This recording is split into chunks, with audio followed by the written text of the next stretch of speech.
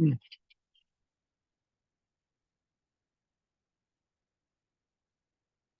Okay, well, hi again to everybody and welcome to Tuesday class. Today we're gonna keep talking about React uh, life cycle, React component life cycle, and um, trying to implement search and filter sort functionality in our React application. And from yesterday's class on Monday,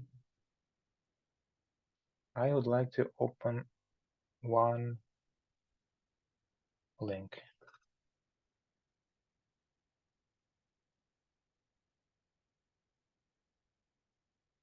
Mhm.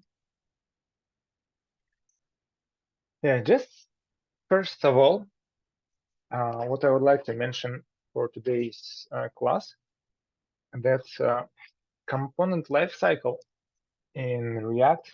It's a very, very important topic, and at the same time, it's kind of complex and not so easy to cover and understand in the beginning. But it's highly recommended to master it, and master the skill and knowledge of React lifecycle to it's gonna give you opportunity to increase performance and it's to have a basic understanding of a React rendering process.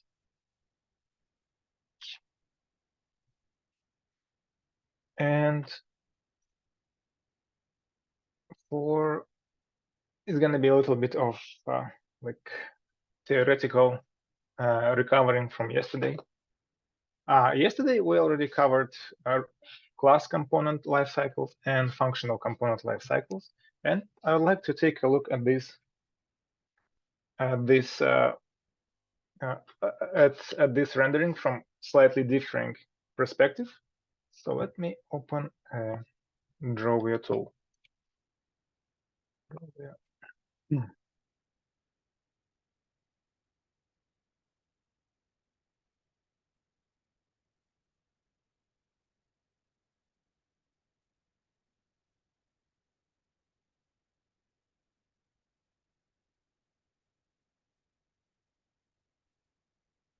And imagine we have a web page in our UI in the browser.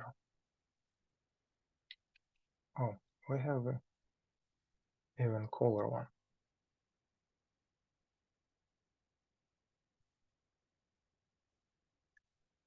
And this is our browser. And you already know that browser already has its own DOM.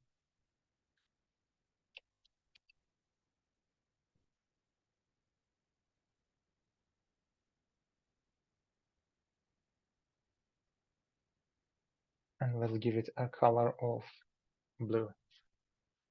Oh, actually not. Actually, let's have it this color. Yep. Browser DOM. And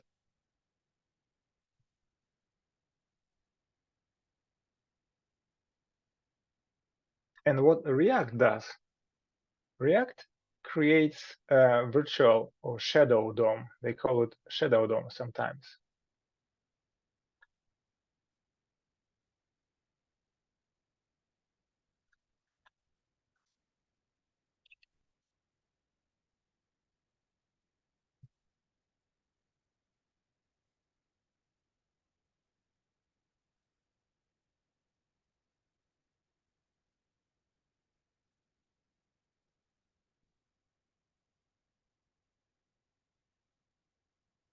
Or whatever they call it in React. Oh.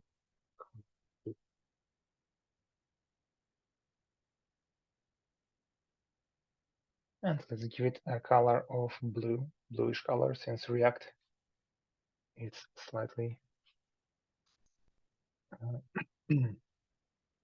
and on the whole runtime, React exchange back and forth data between a real browser DOM and React DOM constantly.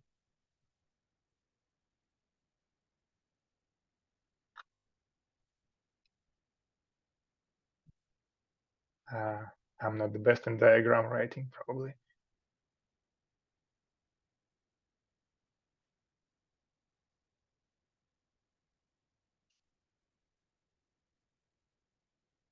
Yeah.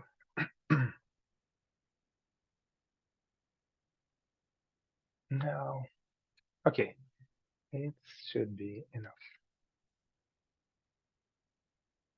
So anything happens in the React logic is going to be synchronized after the render cycle is complete. And inside of React DOM, we're going to have some simple structure. Let's make it like that. So this is a root component or root element.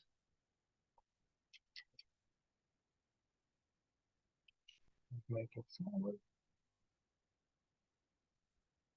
And this is going to be a React tree.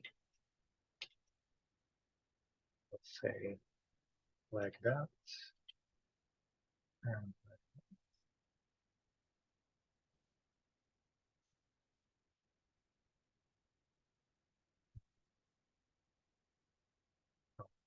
here.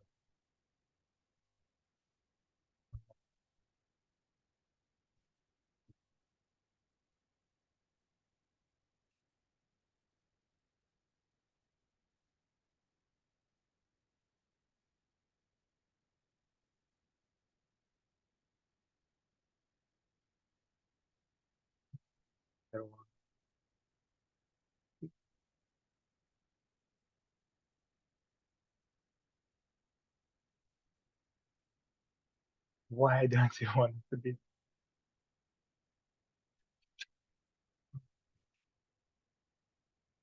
Yeah, let's say it like that. And each of these elements is going to have its own.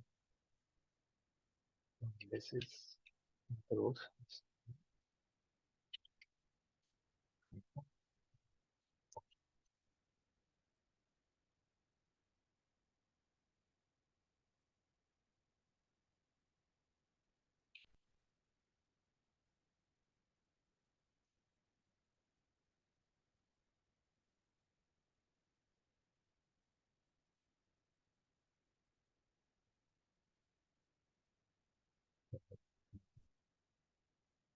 Yeah.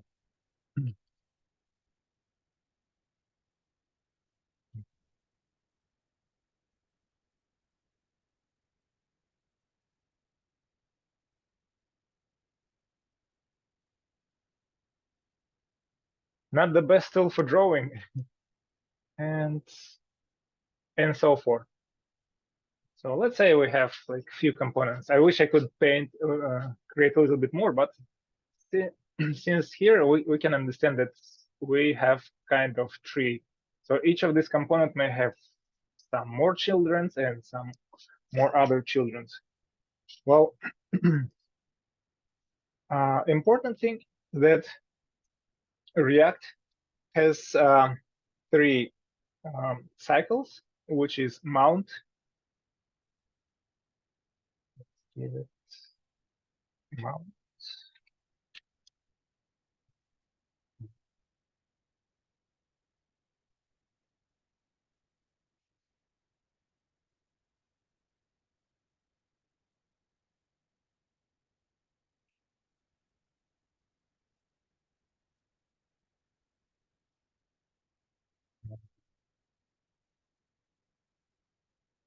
date,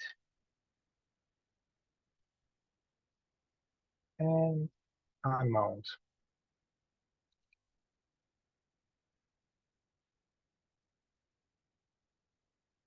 mount, or also it can be called as destroyed. Destroyed. Update. It can be also called as re-rendered. Re-rendered. And on the first stage, as soon as we initiate our application, React builds a virtual DOM, and it builds a tree of components. And it mounts all these components one by one. And in difference in between React, functional React and class-based components, that we don't have an access to React, what is that, component did mount, or component did update, or component did like unmount. That's the same way as we do it in class components. But the good thing is that we don't have to like use. We're probably not going to be using class components, and they are kind of deprecated and not used in like today's development. If they are used, so probably it's not the best project for us as developers to work on, unless the company wants to hire us to migrate these components from class to functional. But the thing is, as soon as we mount all of these components, second stage we have is we update or render all of these components. And of course, we're gonna have all three stages down the tree. If we want to hide this element or component, or we want not to render it, or we want to like update it. But re-render or update of the component is the most happened part in React in React lifecycle, and it's been happened all the time. And I would say sometimes people want to optimize the logic of React application to not to re-render components that often or something like that. But let's say if we update one component on the level, say level 2, component.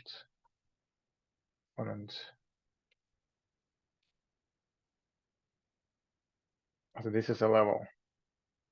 So all of these components are going to be updated as well, unless they are wrapped up with memorization functionality, which we're gonna be, I think we're gonna get this topic later on. But in short terms, we're going to have some functions to hold and keep this component on hold, and update it just in certain case when we allow it to update. In some other cases, we don't want to update it. And these cases might happen if logic of our component is related to fetching some data or doing some request. But in general, there is nothing so bad if we re-render all the components all the time. This is not a bad practice at all. So, well, in general, I would write the life cycle of one component like let's say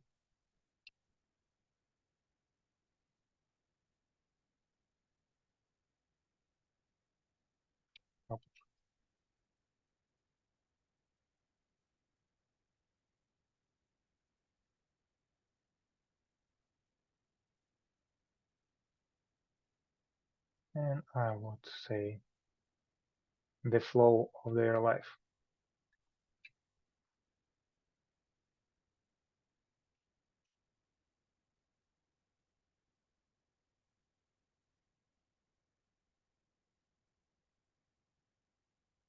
Yep.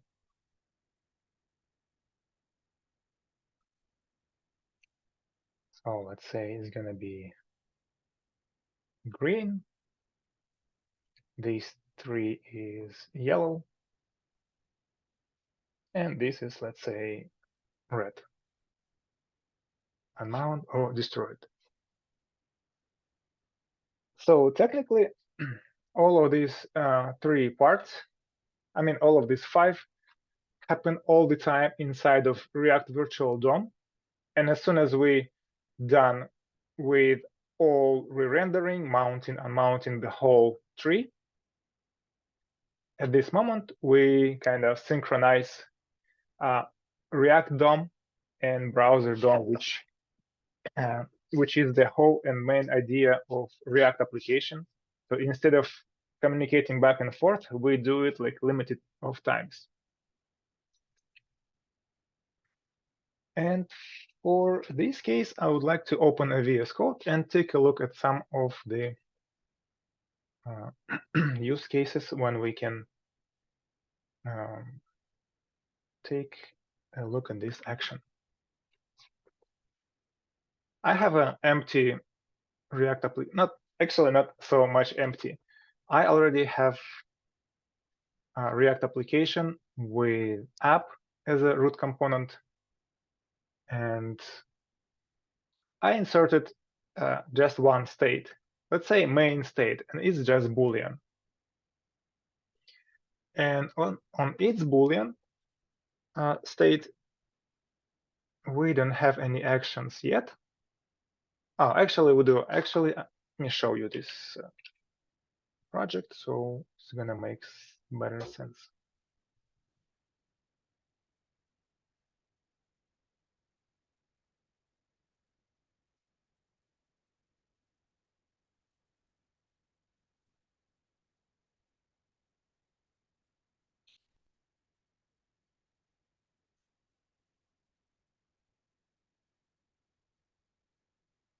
Okay, this is counter.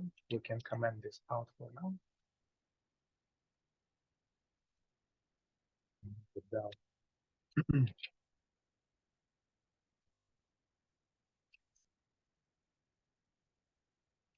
Okay.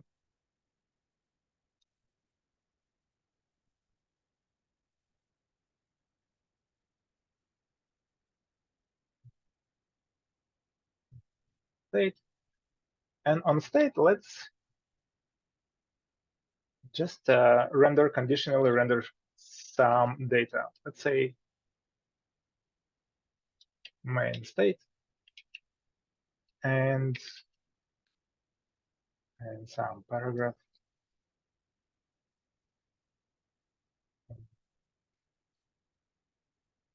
State. Okay. Well, clicking this button, we update our state from false or true on each click. And in this case, we just can see the sign state. But let's take a look in our console and see how is it looking inside.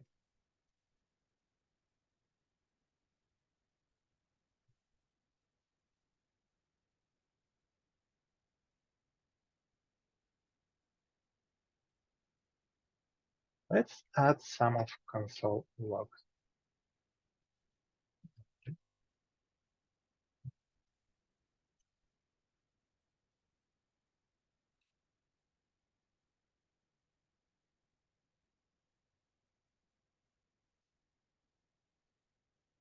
Okay, up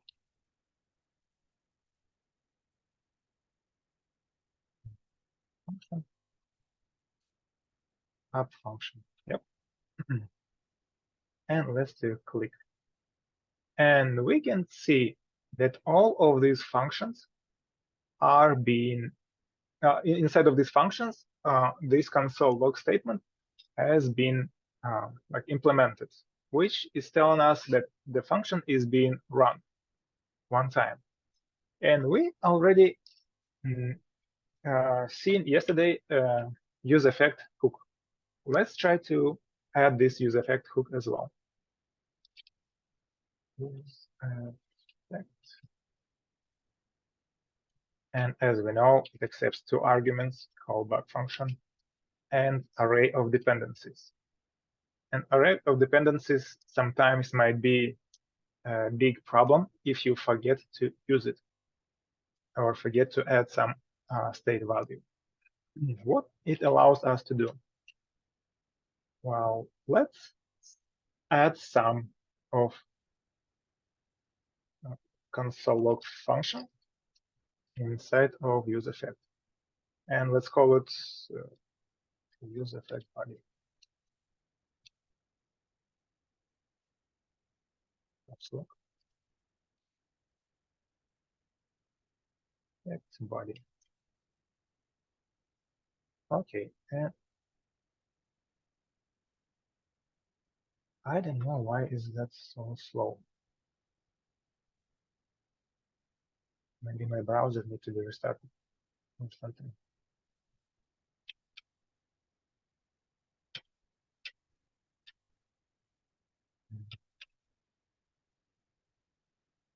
Close some extra tabs in other windows.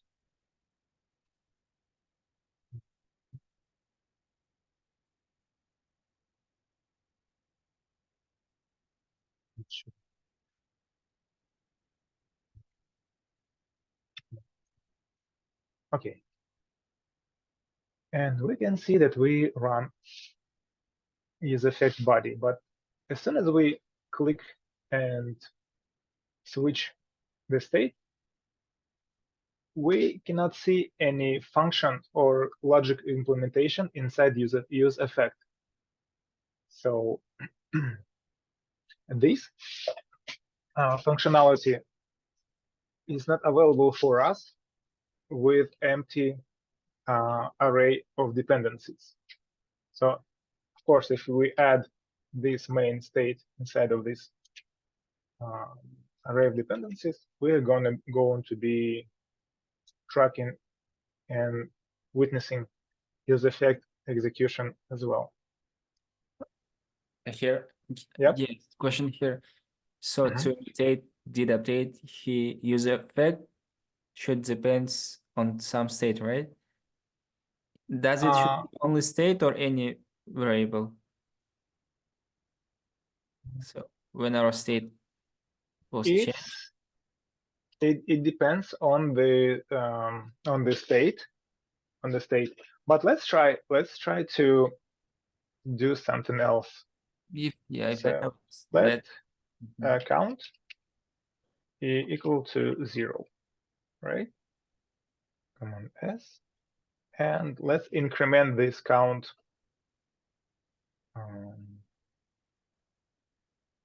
count plus plus.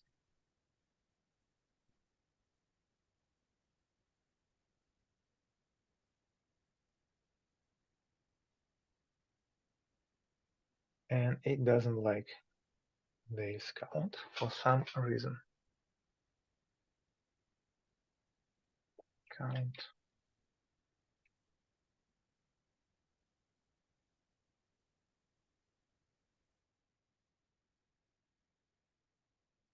Do I have count somewhere else? Count.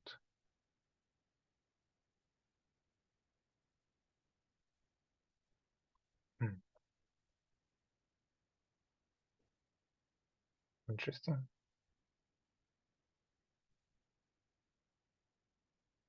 Okay, count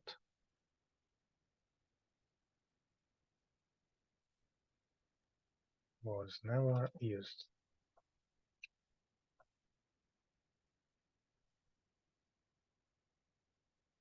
You tried with war.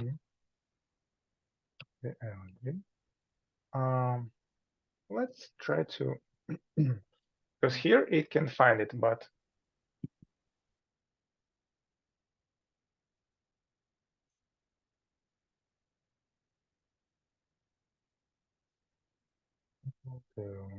T plus 1.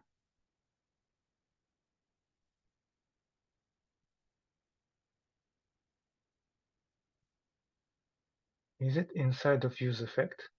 Oh, I got it. I did it inside of use effect. Sorry about that. It's all about just all because of the scope. I shouldn't be doing it here. It should be outside of the use effect function. Actually, it was not, right? Use effect scope is here. Yeah, it's outside. Yeah, and we have it here, but it's probably most likely it's not going to have any effect on that since we don't have this variable in React. React is not tracking this variable actually, but let's see. And we apply CT. CT. Oh, I got it. CT probably I was doing Cyrillic. Yep. And remember, every time we run this function again and again, it goes line by. So each iteration of the function, I mean, not iteration, implementation of the function, when we call it, it goes from top to bottom. And at this point, it declares new variable. Let's bring it outside of the function scope.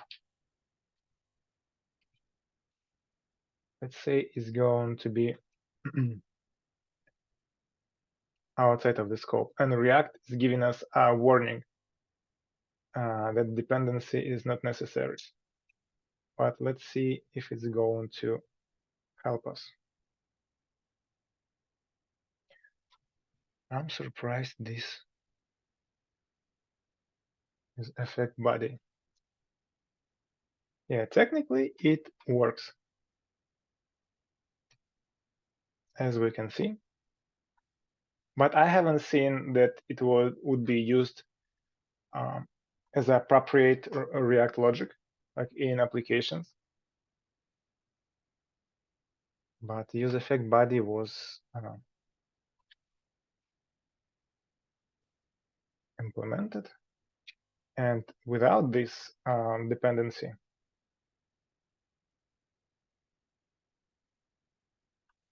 we have just app function. What is going under hood of React hook dependency? It just takes and compares value of previous run. Like let's say on the previous run, we had CT or some other variables is equal to, let's say, 1. And on the second, after update, it looks at the variable and compares it. And if it's the same variable or the same value, it's probably not going to do anything. Let's try to not to update it. And just keep it as is. Yeah. If we not update use effect this variable, so it's just not implementing the run of use effect.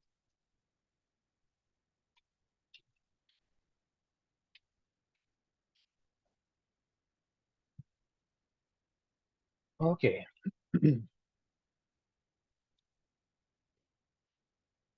I think we can get rid of this function for now.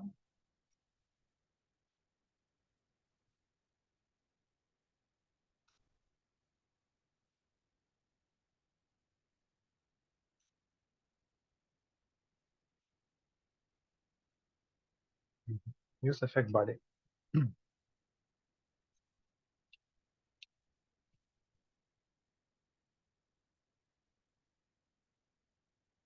This is inside of our app function. Let's add another component. I'm going to comment this out for now. And we're going to add another component, just simple component with a simple state. It's going to be a component counter. And when I add it to our GSX, I already created it. Counter, okay. So technically, what is a counter is just a component with some state. Let's add some state.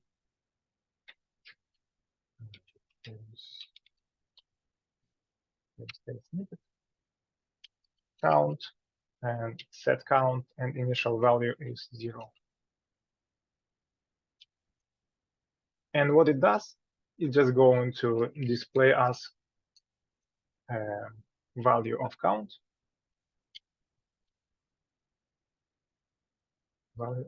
and on click, it says clicked, clicked, and probably we can get rid of this function.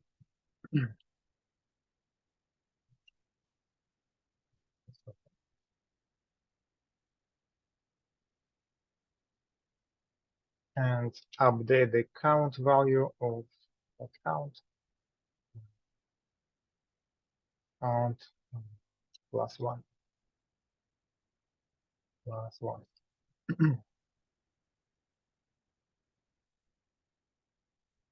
Okay. And inside of this counter, we're going to have another console log function, which is going to say as counter was rendered or re-rendered. Okay. Let's import this counter.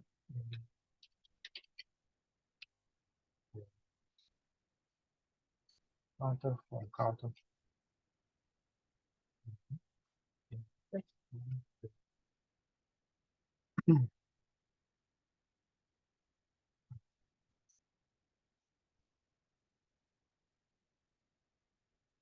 And on the change of the state on the main switch, I want to hide, appear, or disappear the counter. Disappear the counter. Actually, let's keep the counter as is for now. We're gonna disappear it later. And yeah, okay. Now we already set. So we have a counter which it increments. I want to delete this paragraph for now.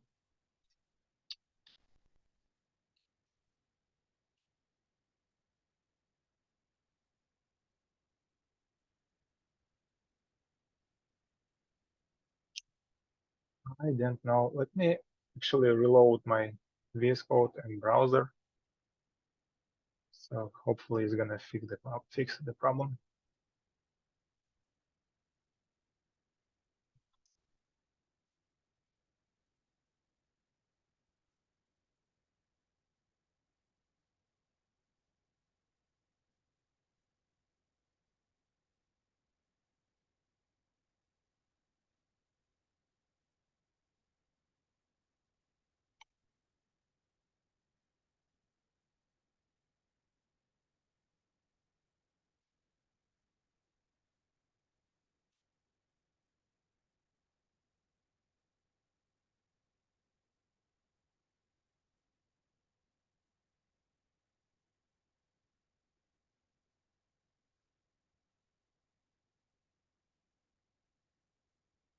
Wow, this is so slow.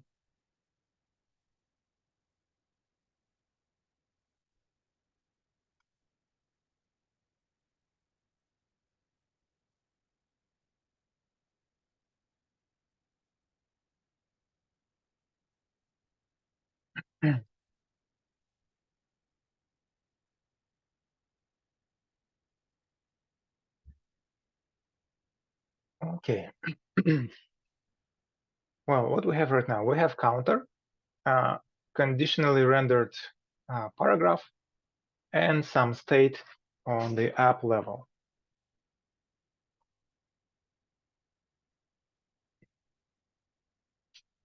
Yeah, that works better. And as we can see, On reload of the application, our app function and counter was rendered and re-rendered. And we know if we update the main state, so we're going to re-render our app, and sequentially we are going to re-render our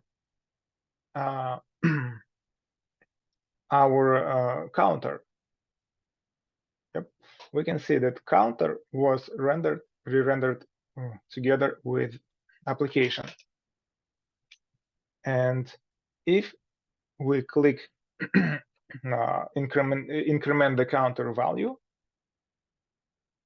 and we switch our main state a couple of times, we can see that counter was rendered and app was rendered, but the value of counter stays the same, which is saying us that on each update, we do not unmount the whole tree or any of these components unless we remove it. So if we just update the parent component, the child is going to be updated or re-rendered as many times as our parent was removed, but it's never been destroyed or unmounted. Destroyed or unmounted, yep. Okay. Let's add use effect to our counter.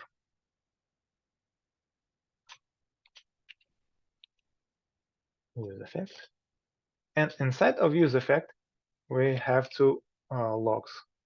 It's use effect body and use effect return. Return, it's a callback function which calls use effect return. We actually can make it shorter.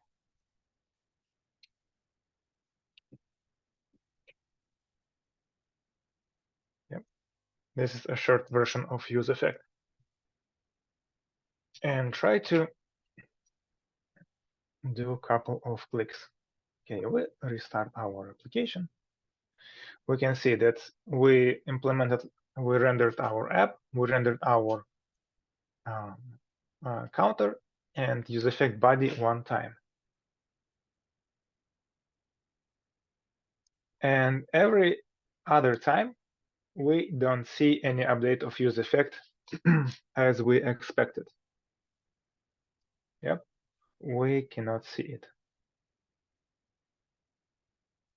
But if we add count to our dependency array, maybe this time we can see it. Yep, we can see that component updates and implements our use effect return logic. So it's kind of similar to component unmount functionality, but it's just related to the state update. What other case can I expect use effect to be returned or these functions to be returned and called this line is unmounting the component? How can we do that? To unmount this component, I would like to replace and render our counter. This will be deleted conditionally. Let's say I click main switch and it appears. And I click main switch, it disappears. So this behavior is very similar to component unmount. We can see that we don't have any dependency and nothing to trigger like we triggered before. We could trigger it with a counter. Yep, we can trigger use effect return with updating the state.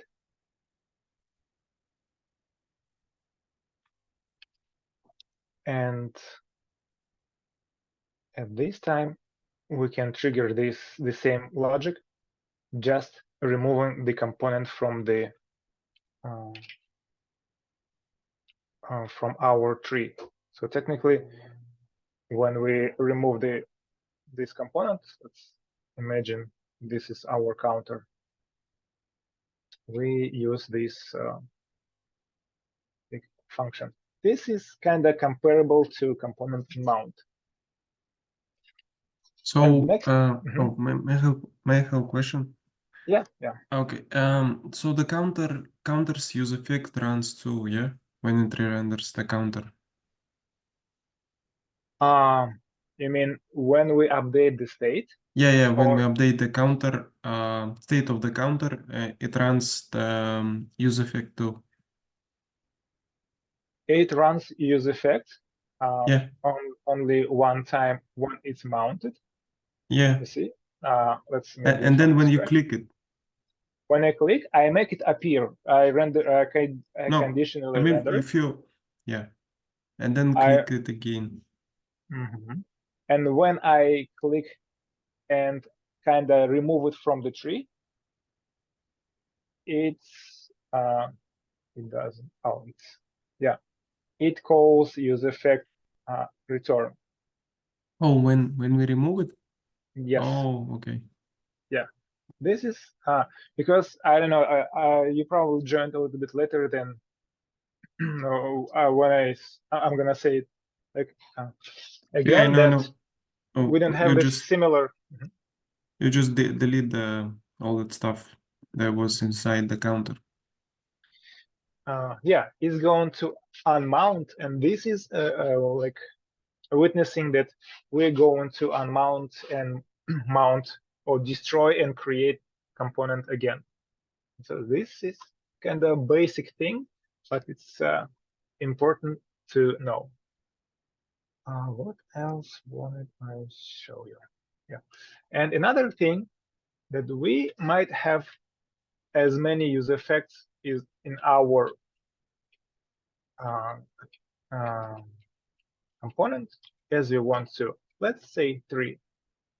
Use effect body 1, use effect return 1, use effect body 2, and use effect return 2, and 3, and 3.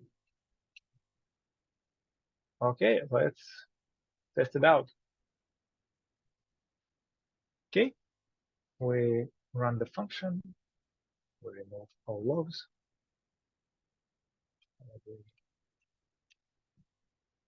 Okay, we render our component and we run counter and run each of these use effects, and we click. We don't use the body because we don't have dependency. And when we unmount, we run use effect returns for all 3 of them. So technically, it can be used if you want to like separate your logic. And sometimes it depends on the project and complexity, but sometimes you might have one use effect with one variable, let's say counter,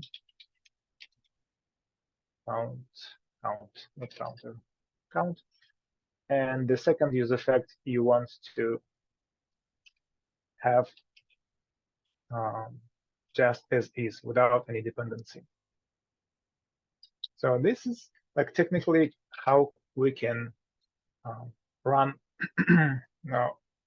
our like logic. And so that was a thing. Do you have any other questions about this use effect and life cycles?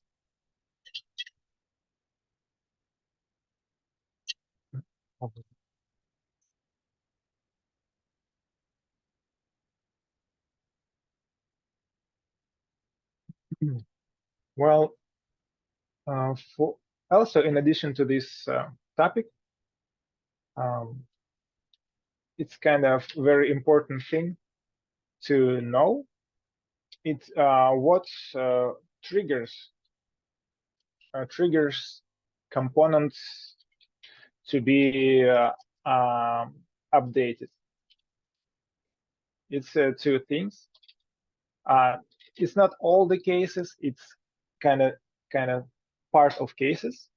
But first, it updates when internal state updated, or we can say mutated. And the second case, component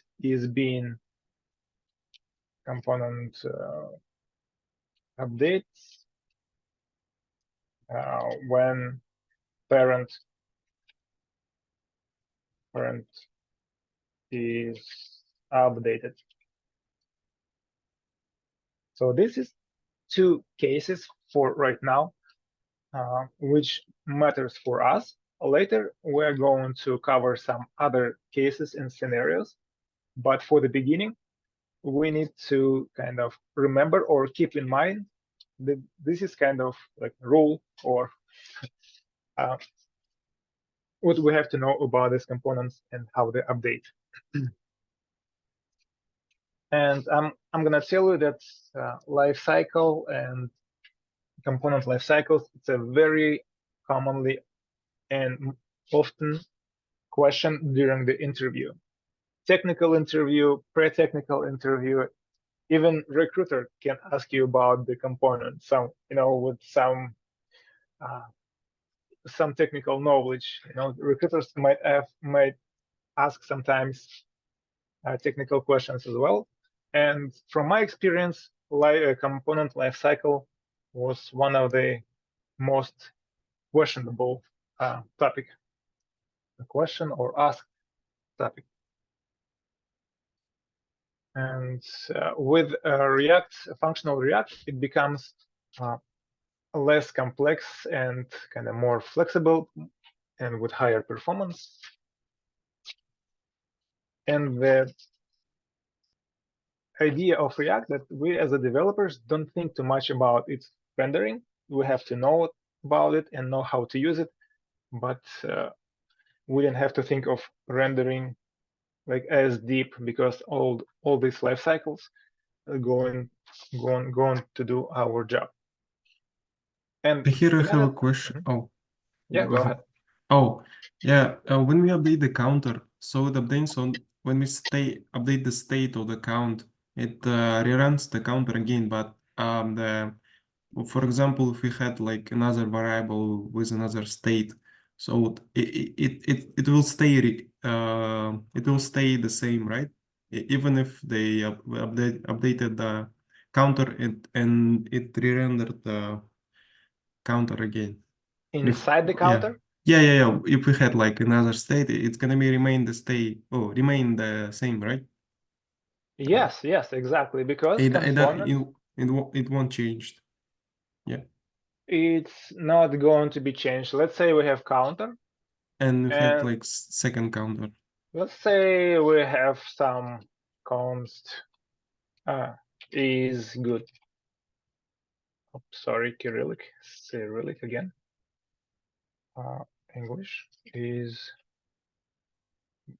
good. Set is good. And let's say true.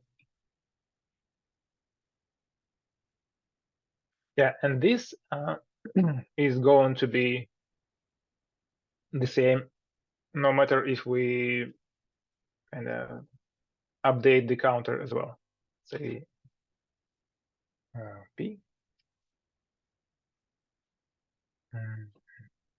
is good.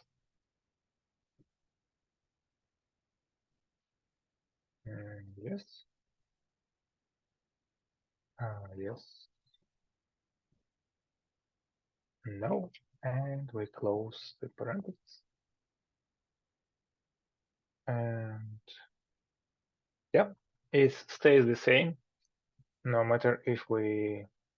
It's like a magic, yeah, when it doesn't update that, but like reruns the function. Yeah, it's the idea of React that it's update the component. Good. And good. That we have our state and we update the component instead of kind of unmount and set it again. So it's kind of memorize the state. Okay, in this change good, we can say set is good.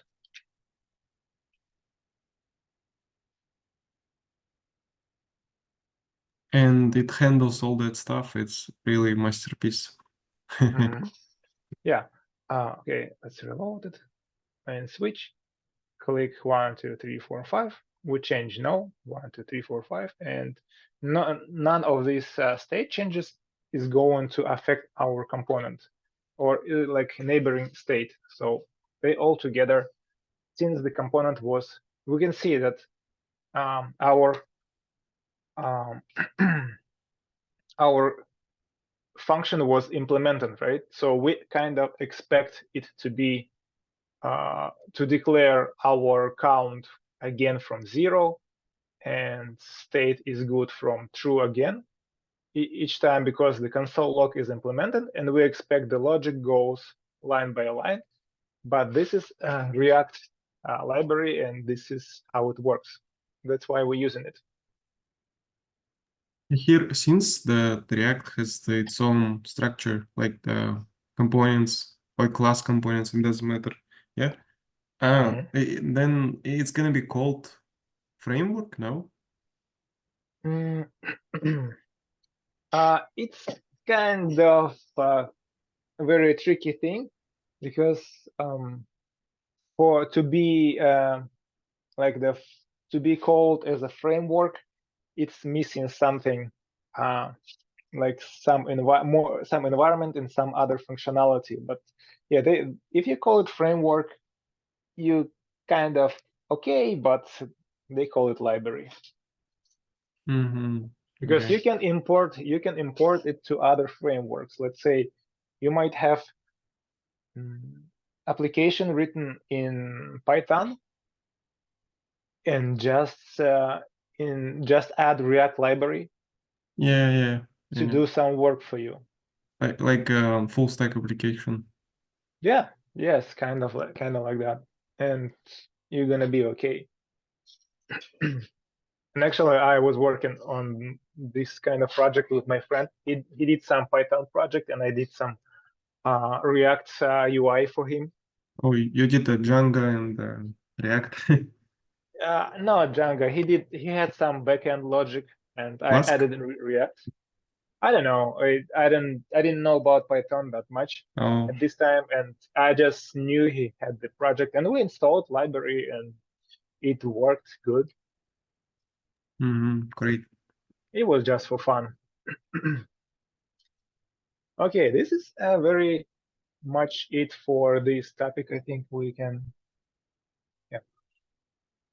So it's kind of pretty much for today about these components. So further, we're gonna move to other topic with filtering and sorting logic. But yeah, for the lifecycle, it was kind of pretty much it. Yeah. Oh, maybe I forgot to mention that where we use this logic and when we need to optimize it.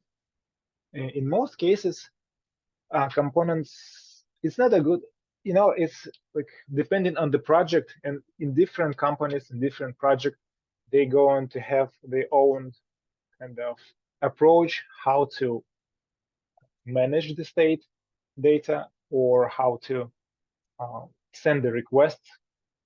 And definitely it's not the best practice to let's say fetch data from the component itself. They use some Redux or state managers to do that. But in general, as we can see, we update, let's say, main switch, right? We mount and unmount this component. But one of the use cases when we need it, I just for you to like have a little bit idea why is that necessary and how you could use it. Is imagine your component or in this body, in this counter, it requests data from server. And each time you update, let's revert it back to this state. There you go.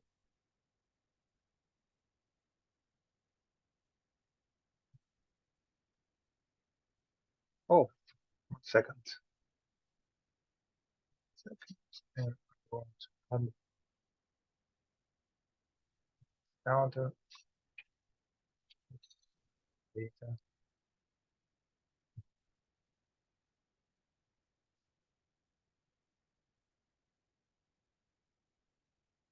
Yeah.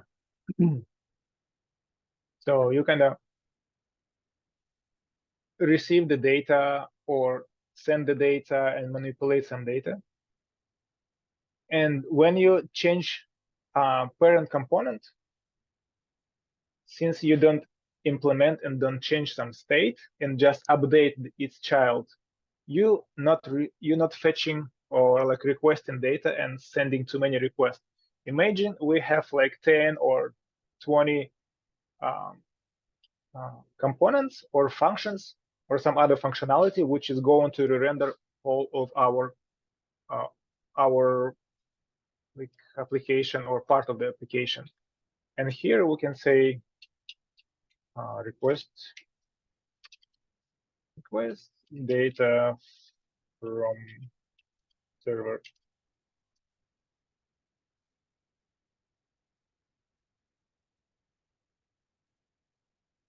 Yep.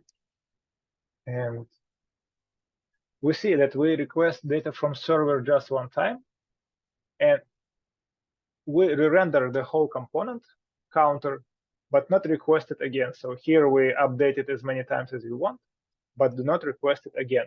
So this is one of the use cases when we can do that. And we can request or pull data inside of this component, just create some state, let's say need to request or some other functionality, but I think it's more related to some like project. But imagine we can like on purpose request it again. So we just add some variables, and when it's updated, we request it again. But if we would have this request data functionality outside of the use effect and run it on each update, we would request data every time, which we don't really need. Okay.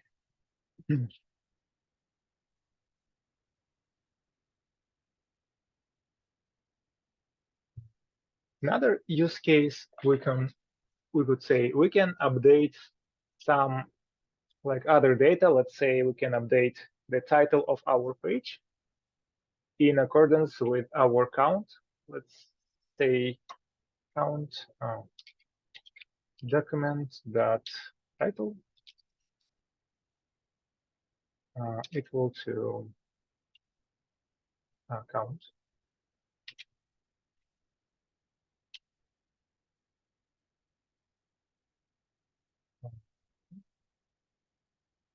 Document the title is reachable code. We probably need to use ref, but yeah. The idea that we can, let's say, we pull some data about like some post about Chuck Norris, and it's gonna reflect in our tab document title, or do some other logic and we switch to another person, and it's gonna be appeared in our tab and replaced. I need to find it how to implement. All right, well, we can take 10 minutes break, and if you don't have any questions, in the next part of the class, we're going to implement filter and searching filtering and sorting logic.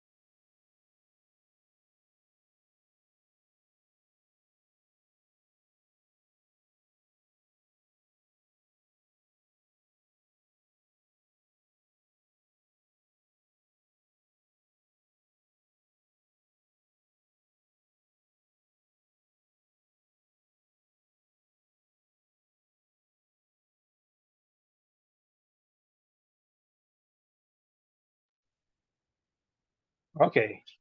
Actually, I got a very cool idea to use. Sorry.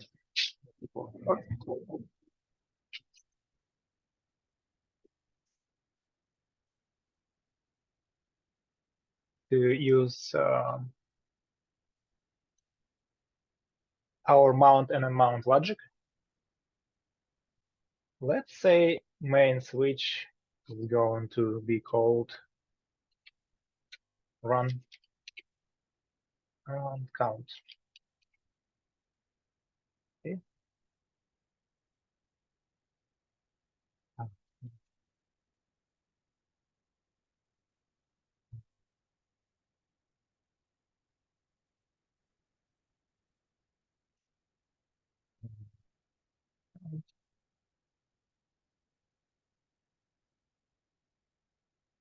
Okay. And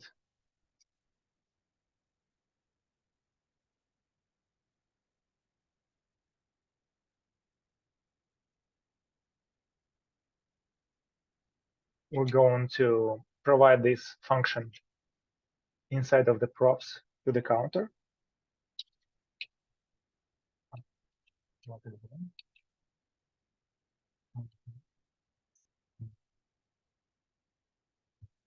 Okay.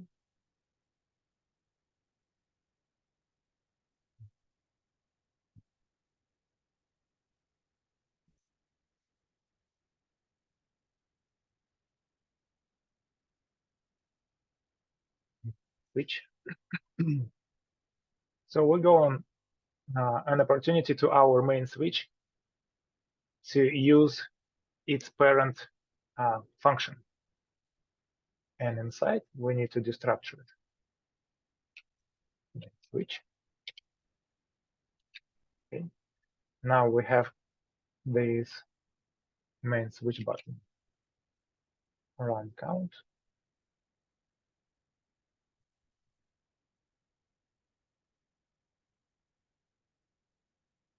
And let's run it conditionally. So when our main state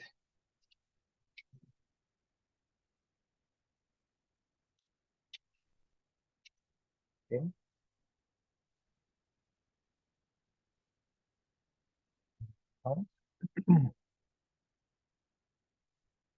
and inside of our counter, we can add the function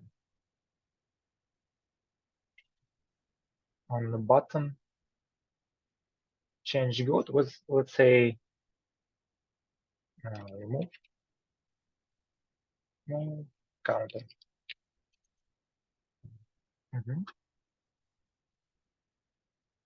So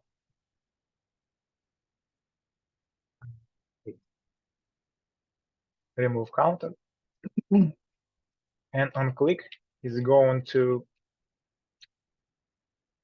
run our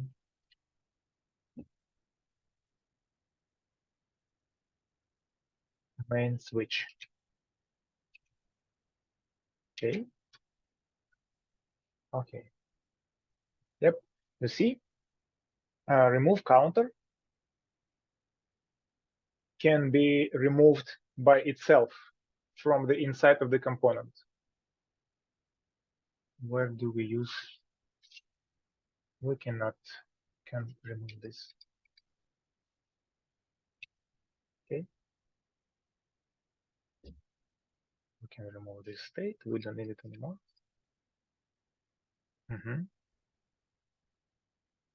So we run count and we remove count.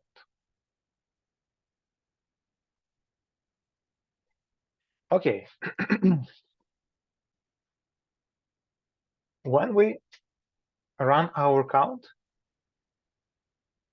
we can use effect with no dependency, and it's going to be called only one time. So let's say set interval, and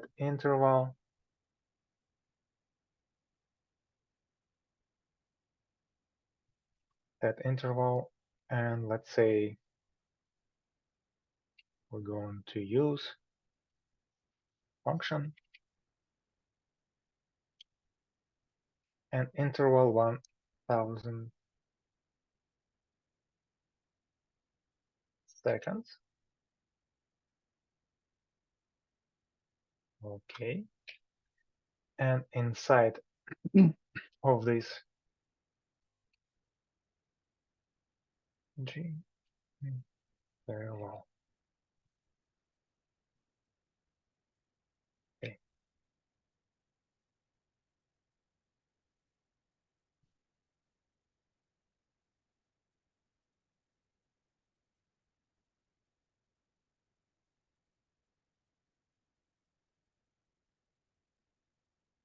Yep. You see, every second we have our interval. And let's do, instead of console log,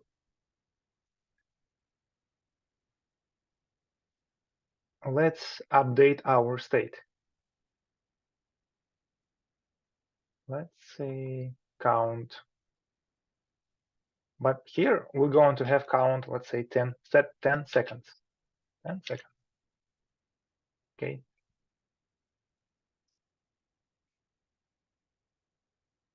And every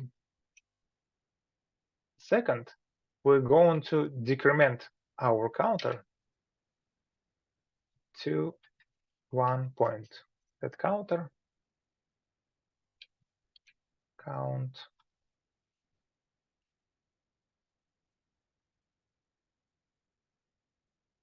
-1.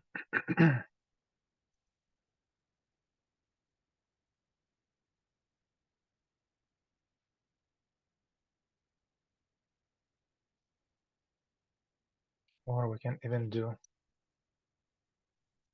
other way. Let's say we can create a function. Decrement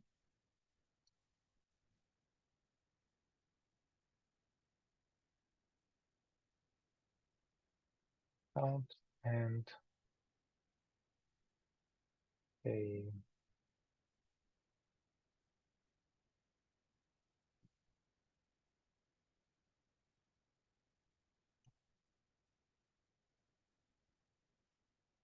-1. -1.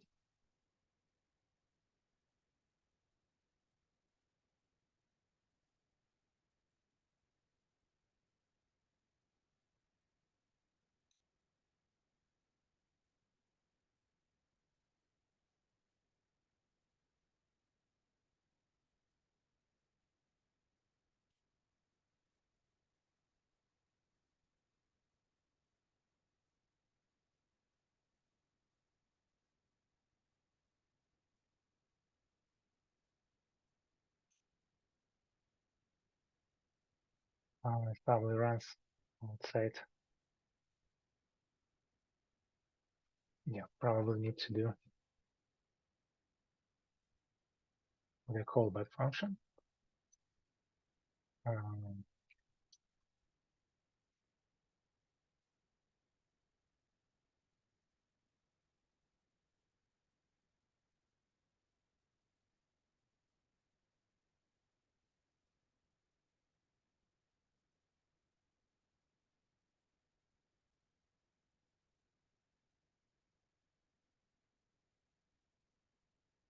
Okay.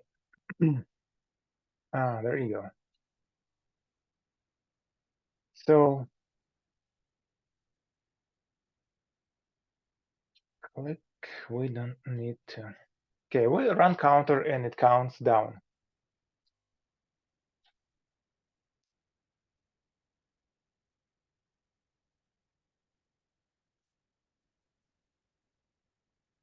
And as soon as our counter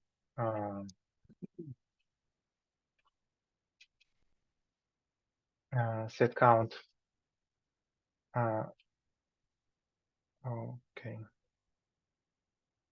As soon as our count is equal to 0, if count equal to 0, we can say fire a main switch.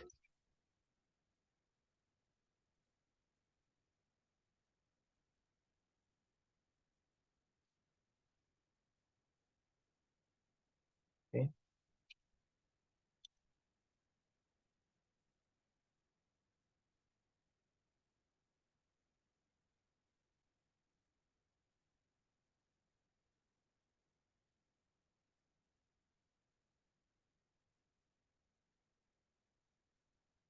Yeah, we're using this again. It's not gonna work because we're losing a context in asynchronous code. So we probably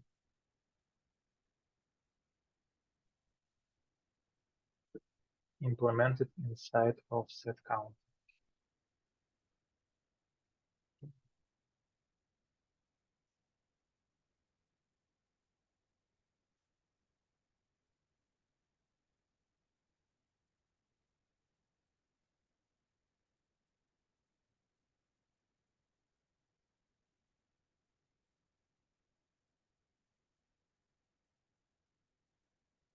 If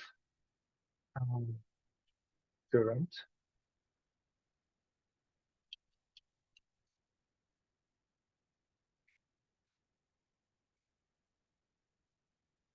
equal to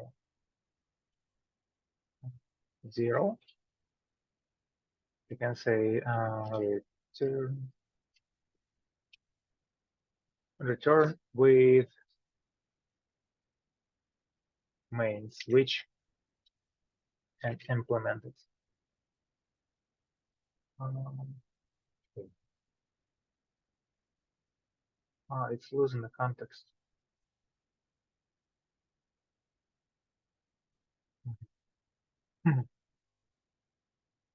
Or actually, wouldn't have it to do over here. Sorry, I confused it. That was a whole idea, which not to use it this way.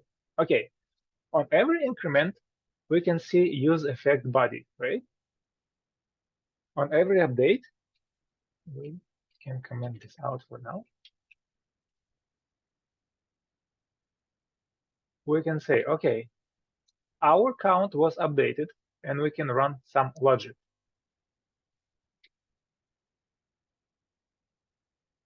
If our count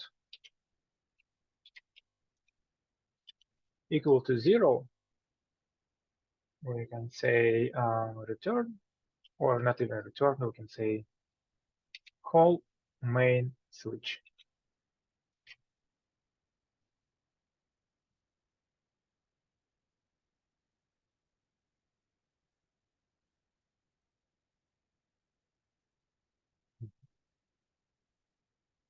Oh, this is actually,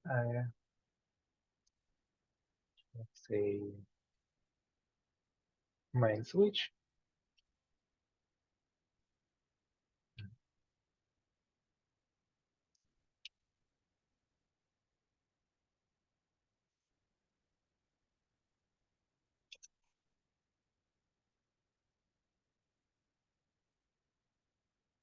Yep.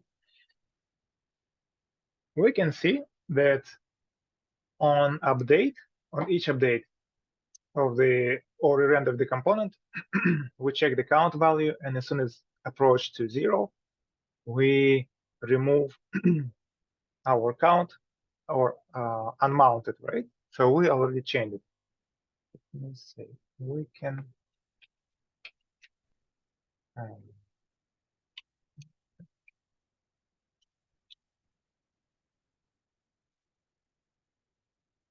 in this case, we shouldn't have any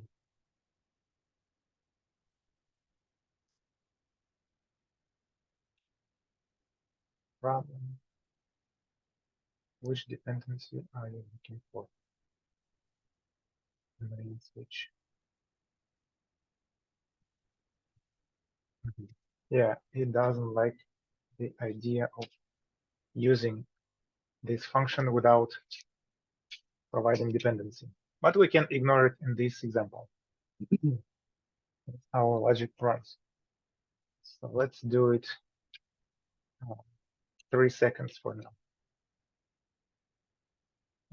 3, 2, 1, removed. Okay, this is kind of a simple example of using a component on update. How about us to use on component mount and component unmount? When we run counter, we can say, okay, if we run counter, I would like us to see the counter value and the tab as we see here, right? We can see this value over here.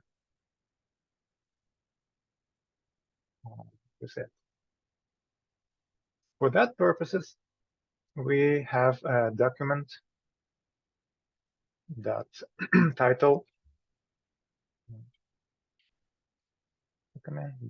title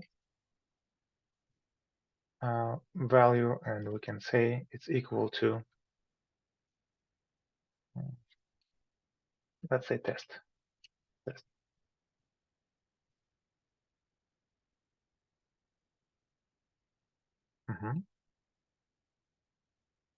So now we do it inside of our component runtime.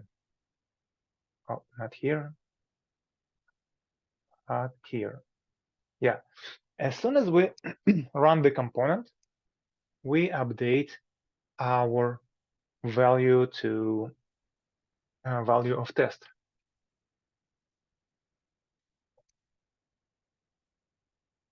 But let's say if we update this value to our counter, let's say each time we update our count, we can say, okay, account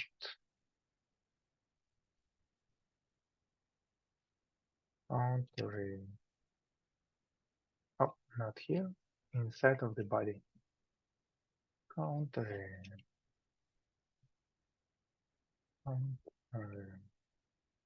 Okay, count, just count. Count and plus count.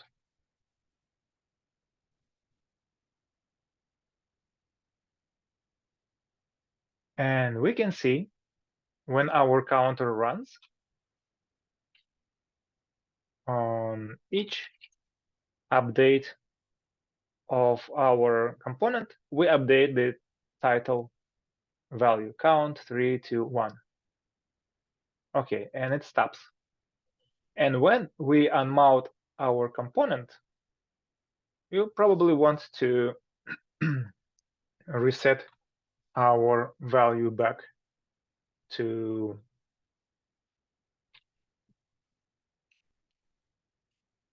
a previous value. Let's say document.title is equal to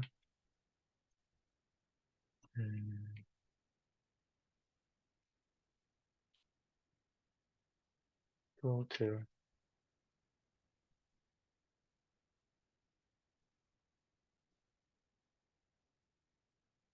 plus.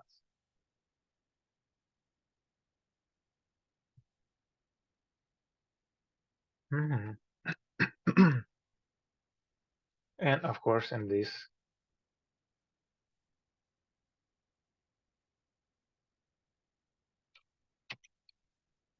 example, we can add it as well.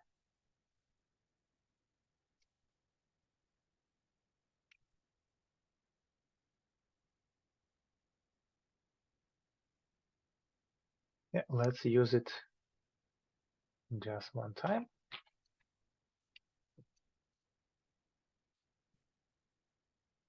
Let's use our use effect. And use effect, we want to use only one time. So that's why empty dependency array. Okay, and when we run it one time, we want to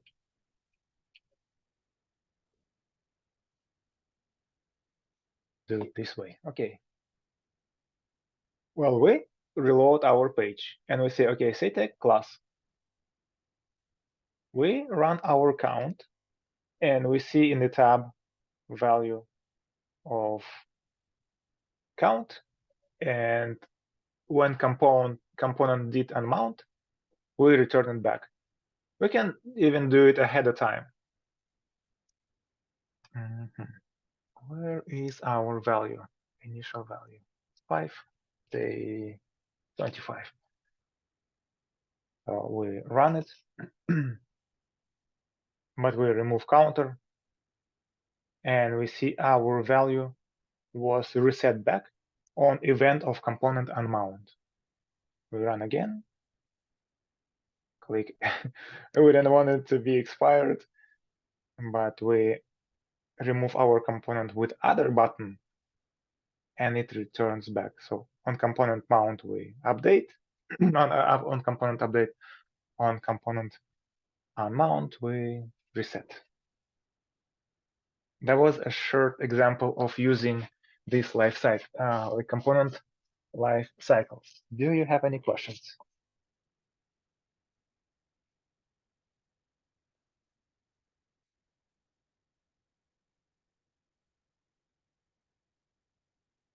Guys, can you hear me? Was I speaking with the muted mic all the time? I'm sorry. Yeah. I mean, yeah, that was like small example of usage component cycles, and hopefully you followed me all the way. And now we can, in this small example, we can imitate and use component life cycles in our application.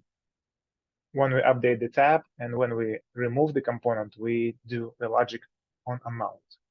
So hopefully that was you were following.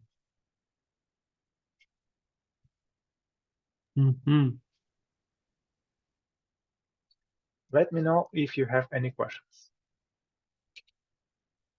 No. Nope. Okay. That is good. I'm going to send this project to GitHub, so you can take a look closely at that and maybe practice it, or maybe you can practice it again. But there is not a lot of logic to track. All right. Let me do a branch. Git count -b.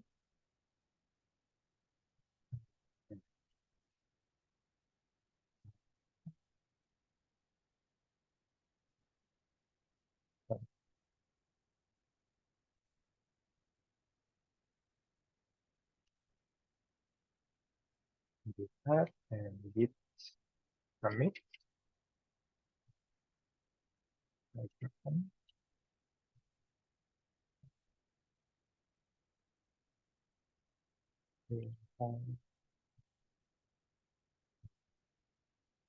Updated tab value.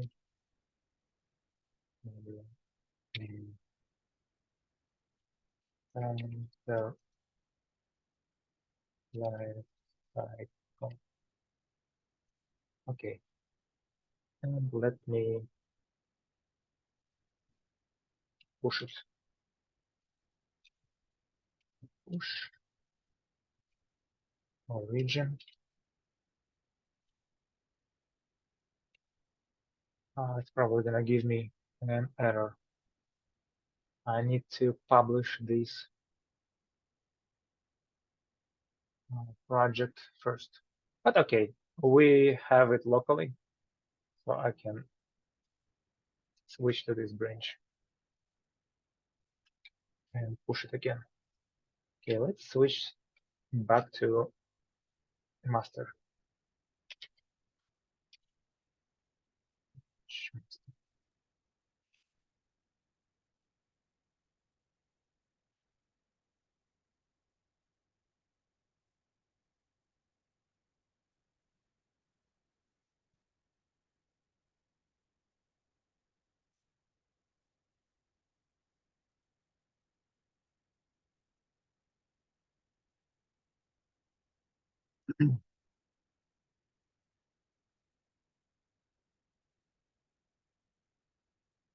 Well, in this part of the class, we're going to make a small project to filter and sort some data. Do you guys already did something like that before or not? Yeah, with to-do list and something else. I don't remember. Oh my God, really? Because I don't want to go over again with the topics you already covered. Yeah, we did the CRAD projects Maybe you can. with the math, I guess. Oh wow. Excuse me, what was the question? Takhir, sorry. I was curious if you already know how to filter and sort the data in React. Filter and sort. Yes, let me open the document.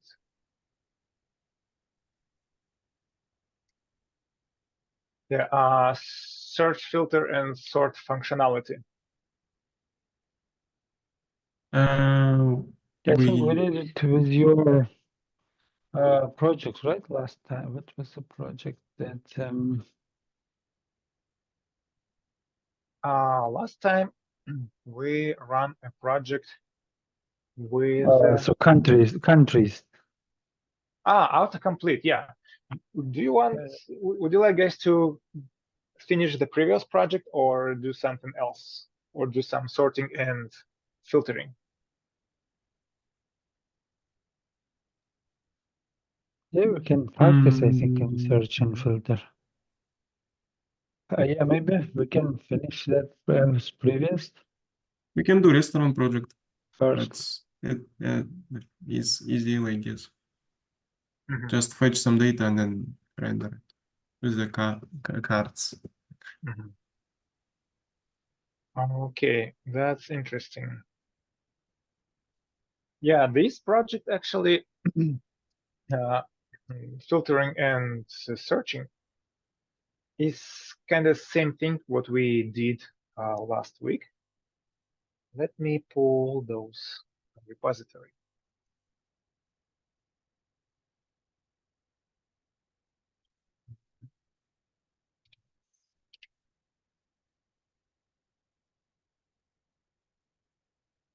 Oh, need to go level up. Autocomplete or autocomplete 2. What's the difference? Let's Yeah, I start think with it was autocomplete, yeah. Okay.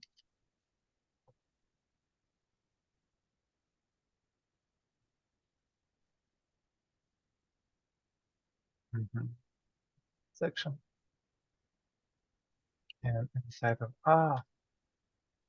I remember the problem of autocomplete. That was a problem. Yeah, you had some issues with with no, yeah. since, but I didn't have any problems with it. Yeah. Yeah. Did you put that probe? No, check. Is it related to that? And that yes, lint. Yes, lint. Yeah, can you click on the yes lint RCGS file? This one? Oh yeah. I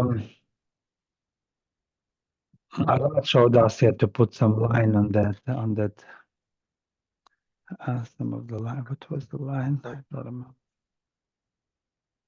And it's gonna not show all that. It will not check the props for the different things.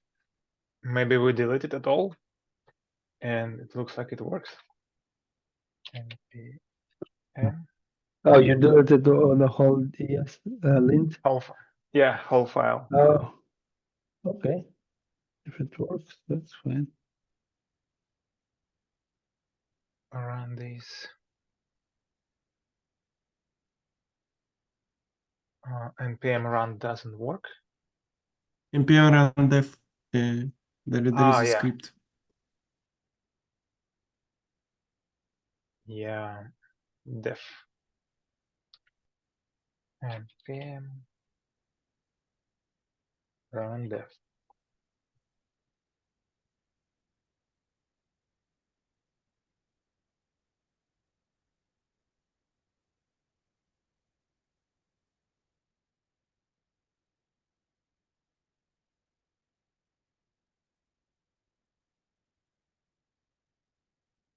Mhm.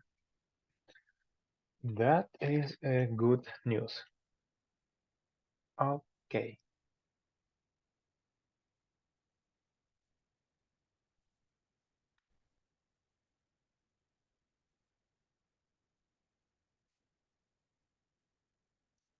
So here we have suggestion list. Why so many spaces? And we provided some custom method to choose it, right? Find your country. Okay, input section. Inside of input section, we have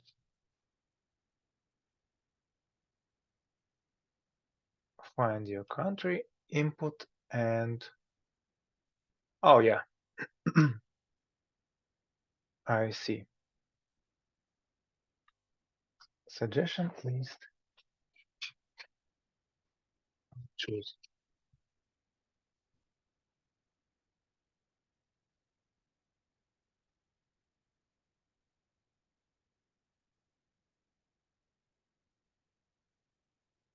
And did you try to complete this project on your own, or you were waiting for me? Yeah, I did. Can you move up a little bit? I did two of them, but not the last. I didn't have time for that. Okay. Yeah, as I remember, we spoke about two methods of filtering and sorting. I mean, filtering, no. So if it follows the pattern, let's say Afghanistan,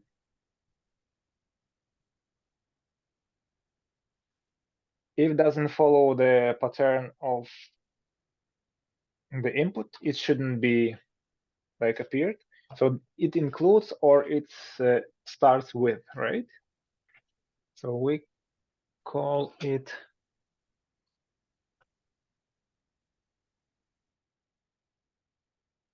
is it this project or not? Yeah, we had to choose. We had to put the radio button, which is disabled on your code 30 line 32. We had to implement that option 1 and option that strict search and loose search options here.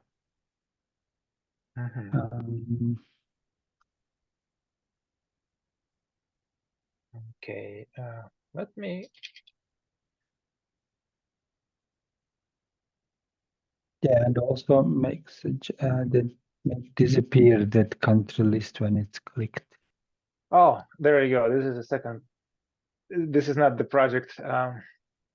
This is the project we need to. We were working. Last two, okay. After complete. Yeah, there was two. Yeah, exactly. Okay. And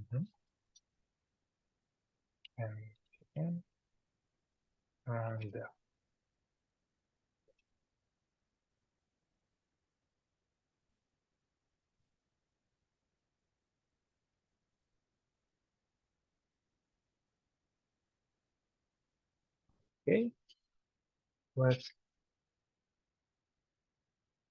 open.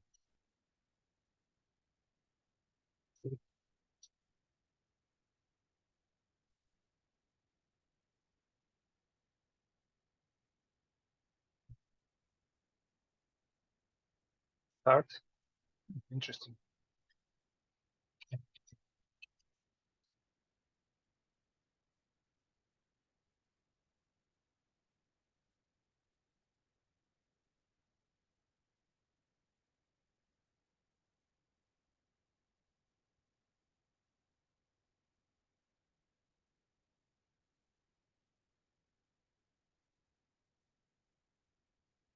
Yeah.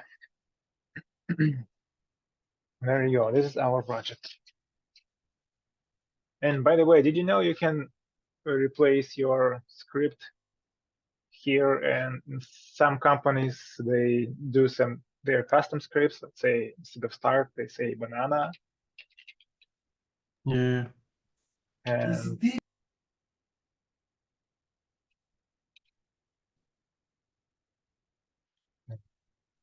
the end.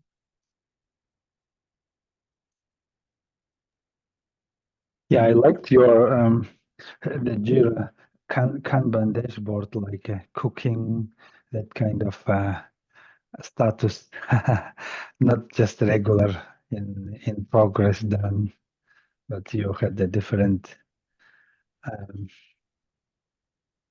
of terminology, right, for the. Yeah, and our Kanban board is very fancy, very like funny. It looks, yeah, it looks fancy and funny, yeah. In my wife company, they have two teams, and one of the team is being called rebooters, and second team was called memory leakers. It's like funny name of the team as well. Some companies approach this thing with sense of humor. Yeah, it was, I don't remember our dev teams, the names. Yeah, they had interesting team names too.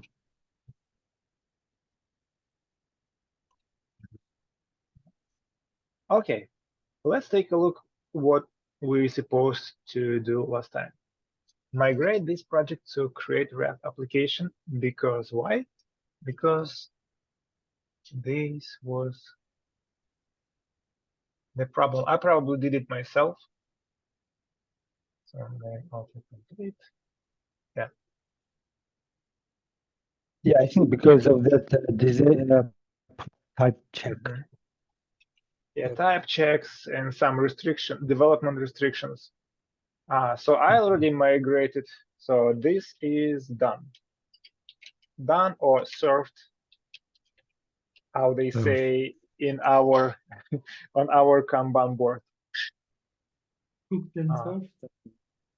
Implement two-way binding. Implement two-way binding. Two-way binding, it's when we update our value of input, and at the same time we update value of our local state input value. And when we update input value state, we sequentially update our input value. And this is our input value and input value. Yeah. There you go. Two-way binding was implemented. That is served. It actually was served even last time, but it didn't work due to width restriction as well. Done. Let's manually test it. I would like to create a button. Button.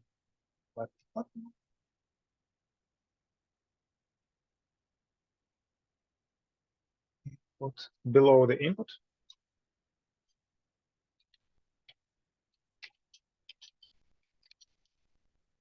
Button.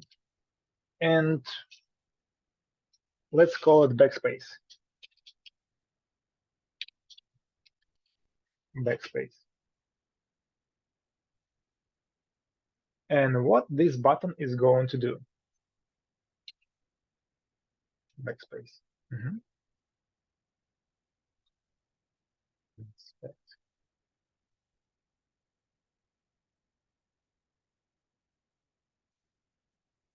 Click.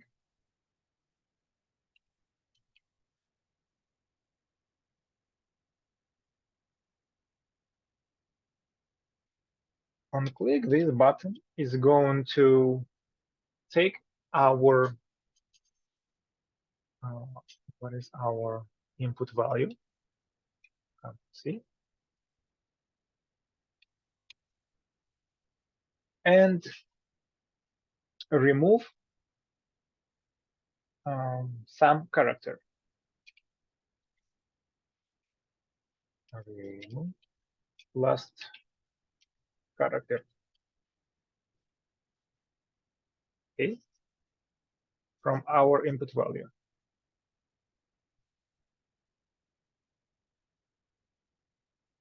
How we can do that? We can take input value that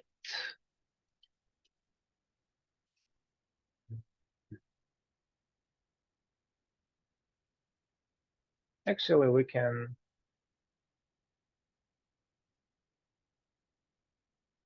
say, who can help me with this logic?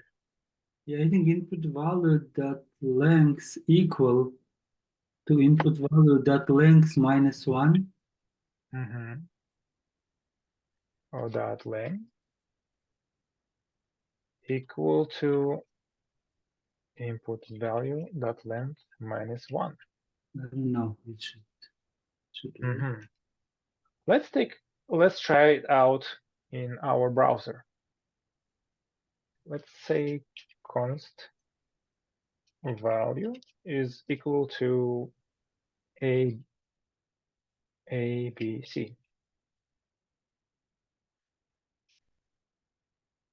And value that length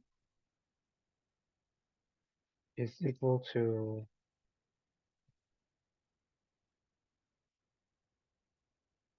minus 1. That log length value.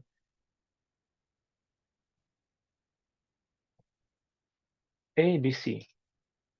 Nothing has been changed.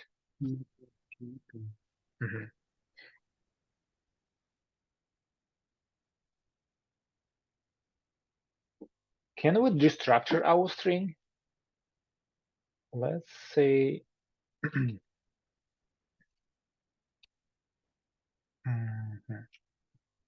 we can say like that. Chars is equal to value. Okay. And then we can say chars dot. How we remove the last element from array?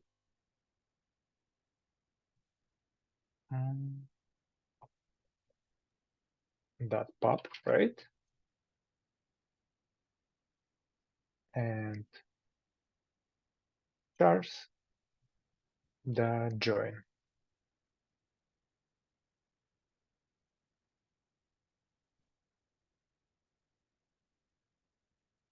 Okay.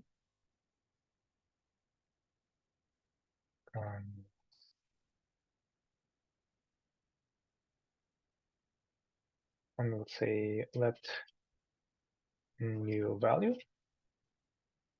is equal to chars dot join.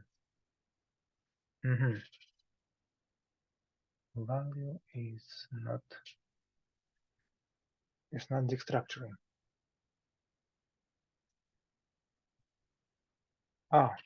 Const. I forgot to say const. Okay.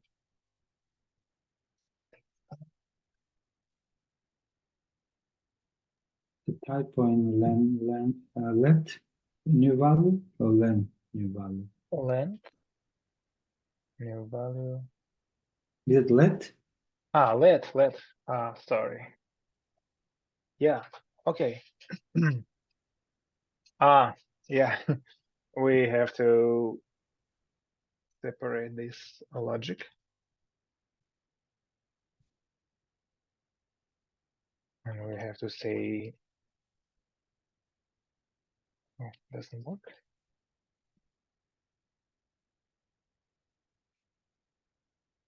Chars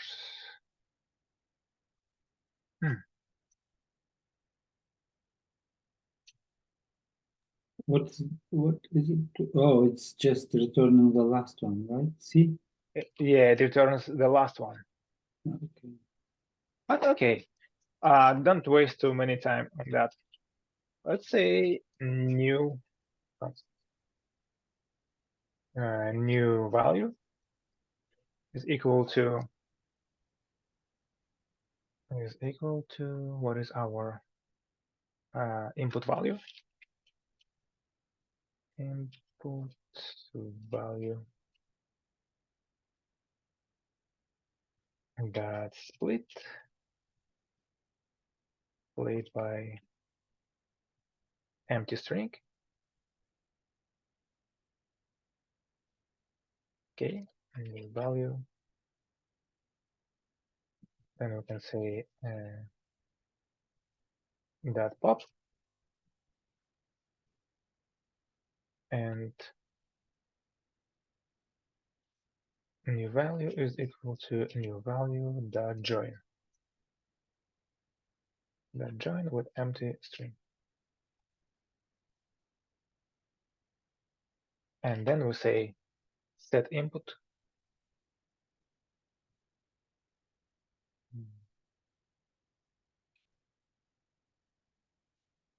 Value is new value. There you go.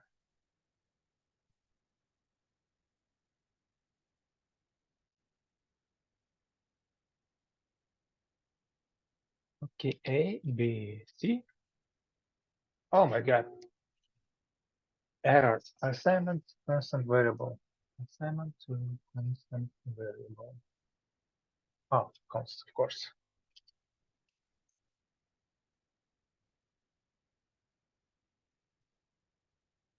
A, B, C, D, E. There you go. That works. Good. So this part of logic proves that two-way binding works, even if we don't update our text inside of our input field or with other third component, we still manipulate it. This is the idea of two-way binding. Let's implement some logic to search strictly or not strictly filtering logic. Now, if we do Afghanistan, it's pretty much strict.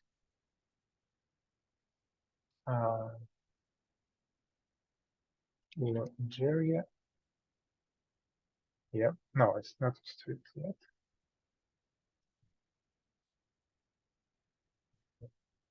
No, now it's not strict, it's loose. Yeah, in case of AL, we would see just with countries starting with A, right? Yeah, only two we should see. Okay, let's try our logic to be implemented manually, I mean hard-coded way. Set is suggested, yes. Strict, let's say true. True.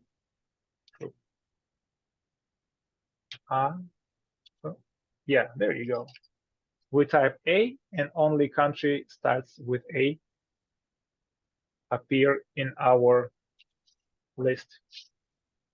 But we don't use our JavaScript for that. Honestly, I didn't know how to implement connected with UI. Maybe you can help me to change this state from true to false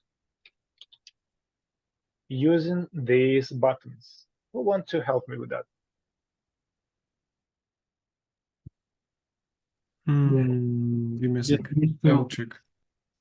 Yeah, I think we need to check the value for the check. Yeah, we need to put the checked to true or false for in each case for the radio buttons on the line 36.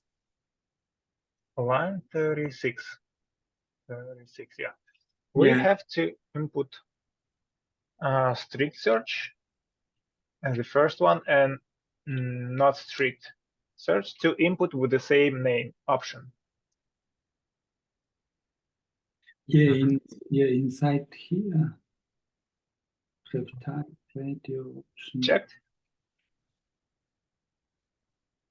Yeah, checked equal to, and now we need to Equal to. If it's gonna be true in case its option is strict. Yeah, so I was thinking that way. It's gonna be the check if its option is true, but here strict we have true, right? Let's do it true. Start for the beginning. Okay. Checked prop field without on-change handler. Yeah, we need on change there. Mm-hmm. Yeah, we need to do on change for the both of them, just one for each of them. Mm-hmm. Let's do that. On change. On change, and we want to implement probably callback function, right? And here on change, we do, if it starts with true, we can say, okay, is strict should be equal, not is strict, right? Vice versa. And we can say set strict.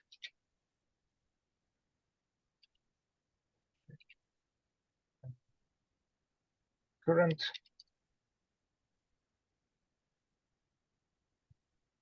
Mm-hmm.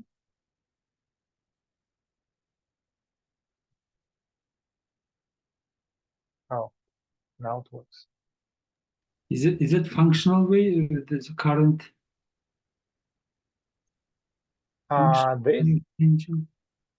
This is functional. Okay. Yeah, this is this syntax is just to refer to state which was provided to our set strict. This function actually updates. Do you want to take a look inside of this function? Let's actually take a look. So we are going to click on that. And we provide a callback function to our setter. Right? So this is our setter, set strict. So, but it doesn't matter. It's a use state setter. We provide callback function and some argument. Some arg. Let's console log this some argument. On change. Let's do it on click. Click. Okay. Console. True. Undefined. Undefined. Mm-hmm. Do you know why is that happening like that? Because this time we call this setter. So let me do it into a new line. It should work, right? Yeah, that works.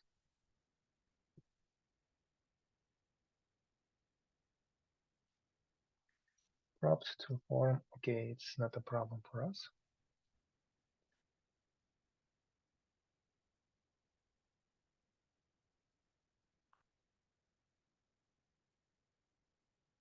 Input.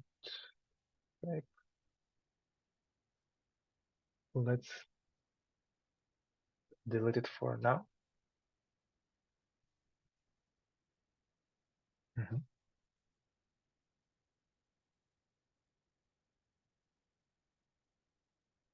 Yeah.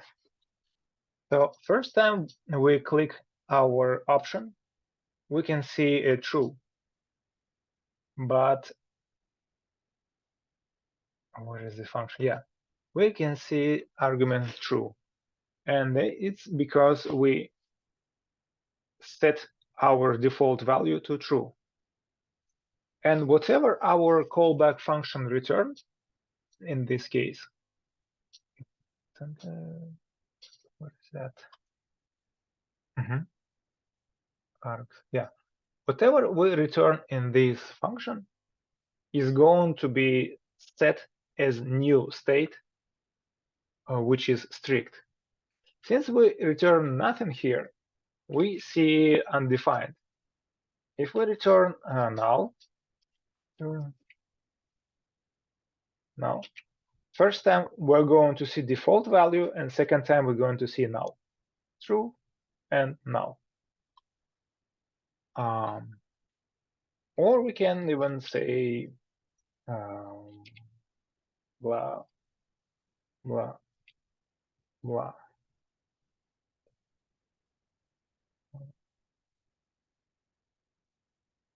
And sequentially, we're going to see this blah, blah, blah value. So let's take a look if there are any arguments provided as well. Let's say arg2 and console log arg2.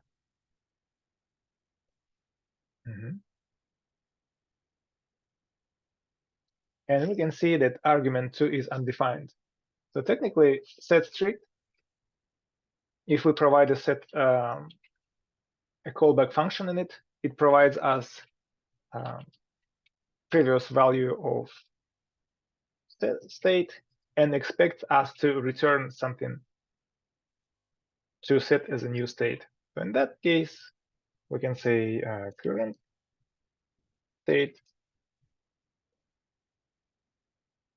and we don't want it to be here anymore. And we return current state, vice versa. So each click, we are going to make it from false to true. Let's return our checked tag back.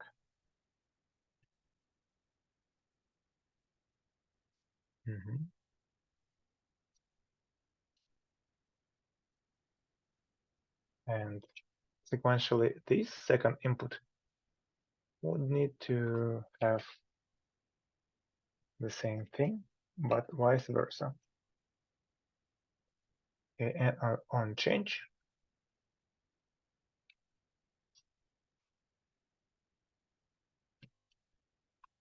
Oh, I think that's a different. You're putting it in the wrong place. It should be sorry? in 45. You're putting it in the wrong place. It should be in 45, line 45.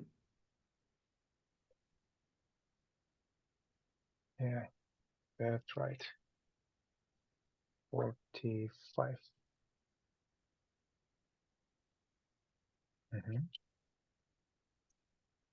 And on change,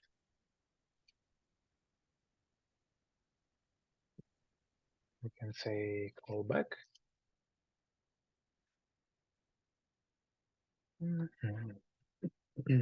And we set So we have one click and one change. Is it gonna work anyway? we would need to do on change. Yeah, because on click I put to like to run this setter function with the callback as an argument. So on change would be a right method, and that.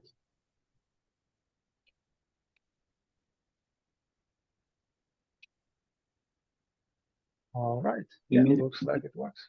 Is it warning because we don't have value attribute? Wouldn't have warning.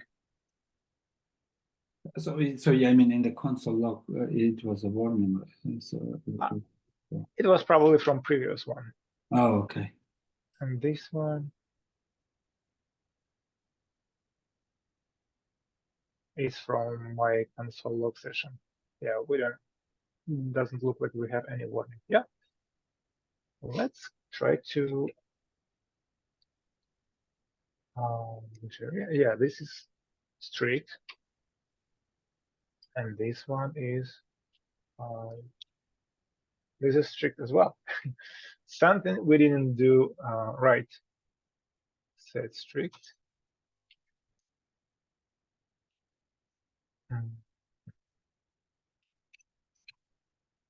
Let's try.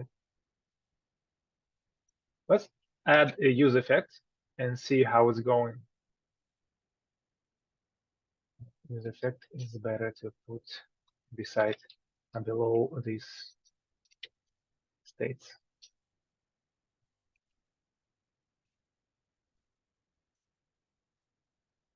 Did you provide the values for the radio buttons? Yes, I provided. Where is the? Let me see. Maybe I just messed up with them. Yeah, we don't have value for that radio buttons. We only have checked. Oh. But Maybe checked we is put value too. Yeah. We have the same checked for the so that is right. yeah. So I think it's better to have the values like false and true. Okay, let's try again. Algeria strict. Okay, this is strict, yeah. And this is not strict. Oh, okay, now it's working, yeah. Now it works. Nur Sultan is a good catch. But we can try our use effect and see what is changing. So we try to add a strict to dependency array. And every time we run it, CLG is strict. Yeah. So initially it falls and not so hard. But not strict. Let's do. I don't like the naming.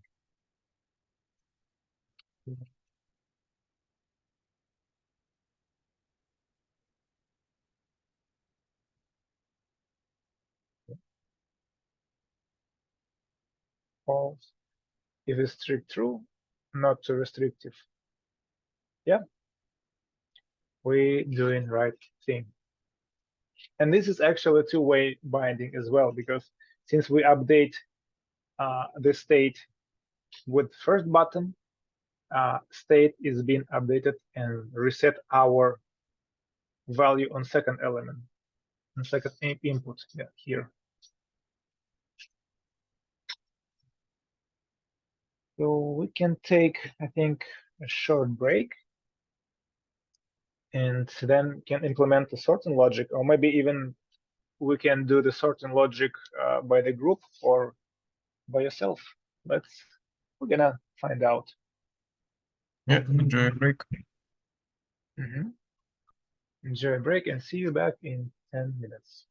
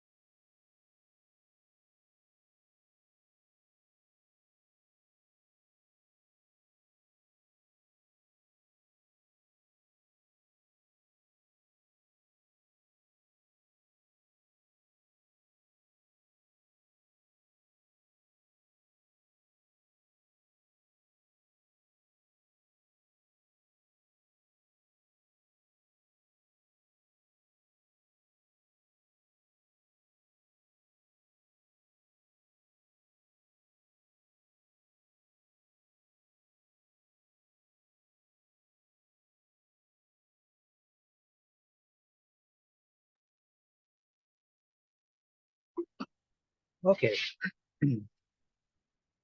Let's implement some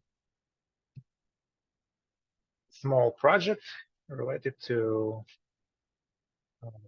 filtering. Filtering. I think we can do some like sorting. Some sorting logic. And I cannot find my branch. It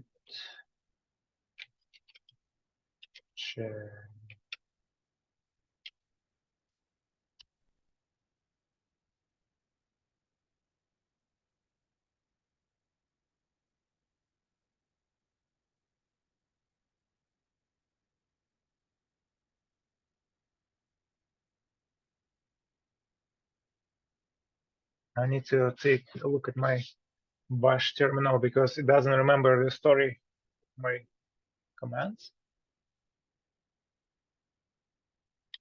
Maybe here. No.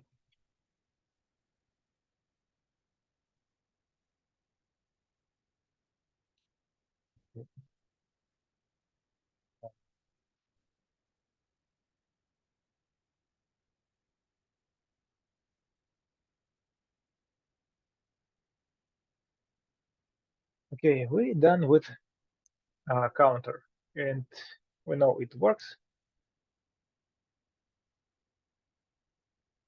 And it uses its component lifecycles to run some simple logic. In addition to this counter, I wanted us to have some elements, the same page. I call them dummy elements. And this is array of 9 elements with title, ID, and price. It's kind of similar to like shopping list or like some store of items. It's just 9, but it's okay. And we can implement sorting by name or by price.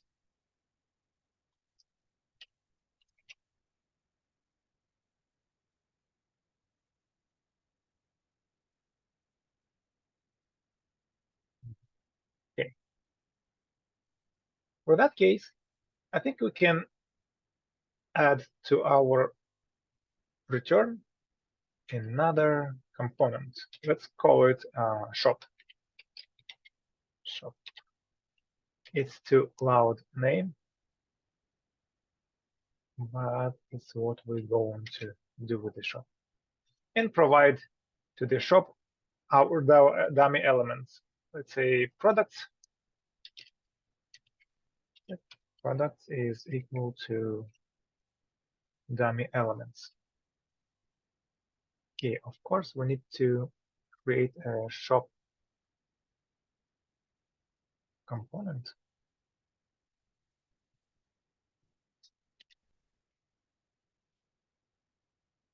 Let's see.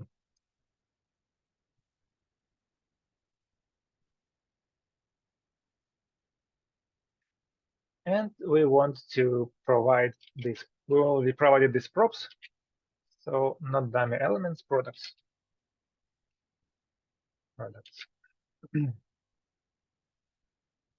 Products. Okay. Shop. Okay. And it's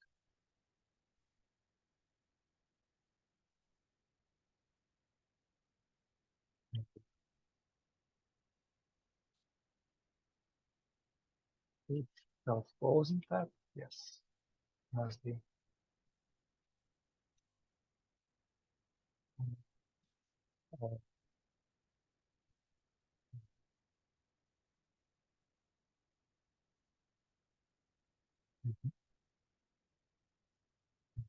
Part imported.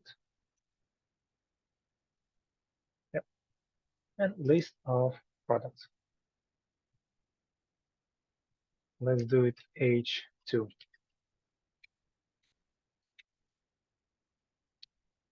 H2 tag.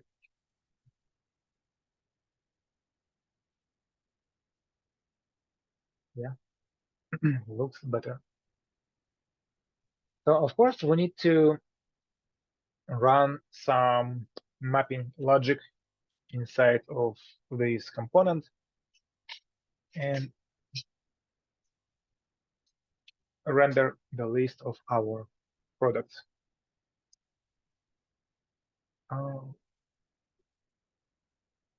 Let's take a look at our component, if our component gets them.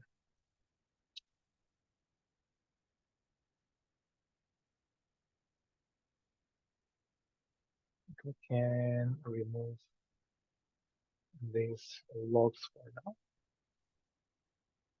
not to be distracted. Counter.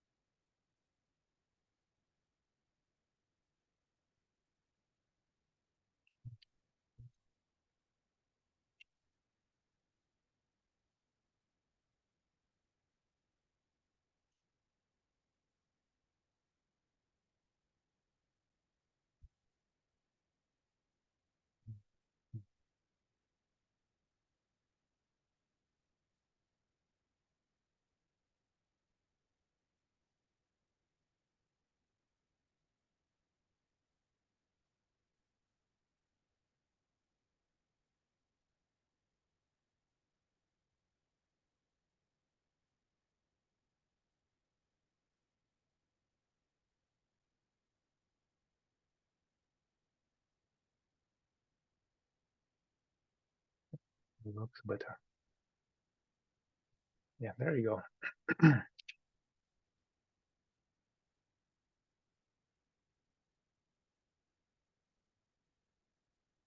Inside of our element, we can see the list of products. And let's, of course, render them as is. Products.map p. And again, of course, we can do some HTML code here, but I would like our product to be rendered as a separate element. Let's create an element with the name of product.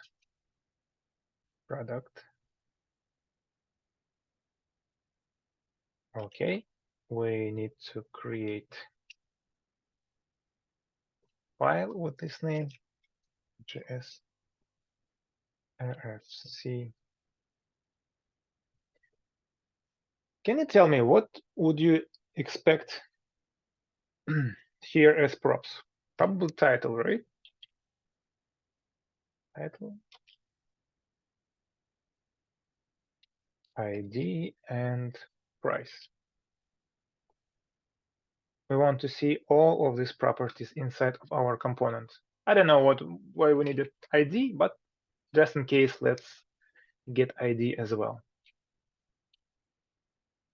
So we can add it here as title and price.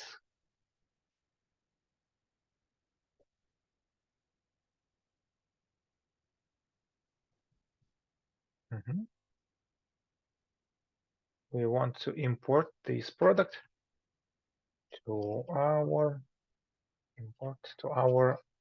shop. Import product from product.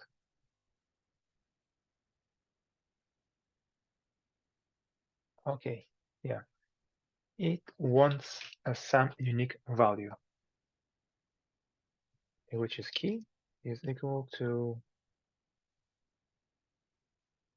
p.id. Change abbreviation, but okay, it.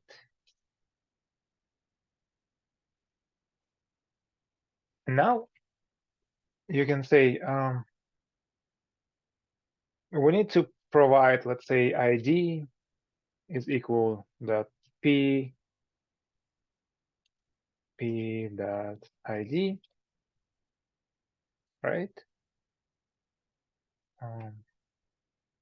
And title equals the p.title. We need a parenthesis. Yep, we have our list. I have a question. Do you know any other way to throw these props inside of this component? P. Just drop the whole p. As I showed you, right? Oh, I mean, we can pass the object itself, no? Yeah, we can Just say, okay. Just spread it out. Yeah, spread it inside. Okay, you mean like that, right? Date product data is equal to p, right? Something like that. No, just spread out p. Product data. Yeah, without product data. Like this. Yeah, but without product data equal without. to. Okay. Like this? Like this, but inside the curly braces. Oh, good. That's what I wanted to hear from you. Okay. I already prepared some styles for this example, and I would like to call each product, give it a class name as product.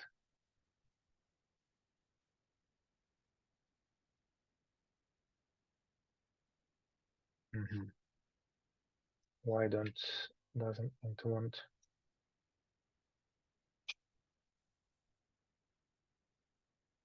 Oh my god, it wasn't saved.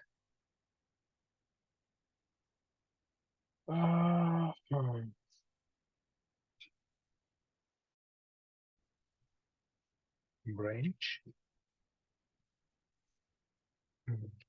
Branch. Why doesn't it show me the whole?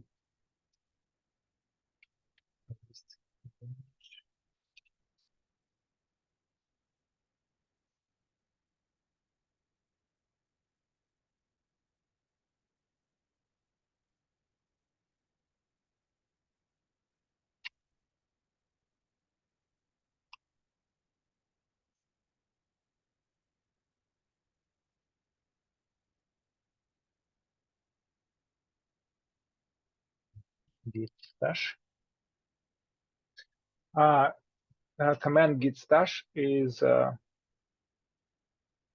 command which is going to stash all our changes, but in this case we have new files, and if we use git stash command,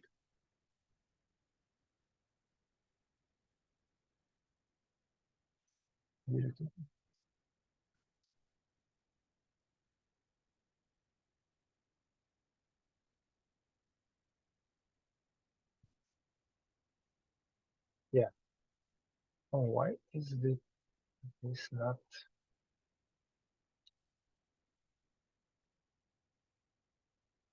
My God, doesn't it work? Git stash. Hey.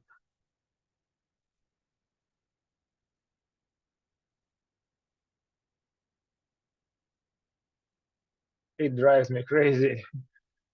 Git stash apply.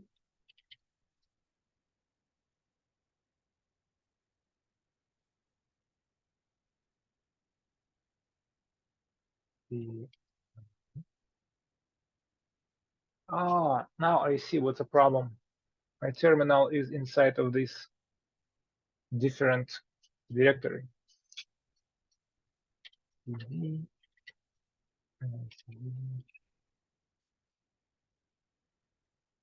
Yeah, there you go. It's branch. And I'm like, what the hell? Why is not showing me? Okay, looks like I need to switch to different.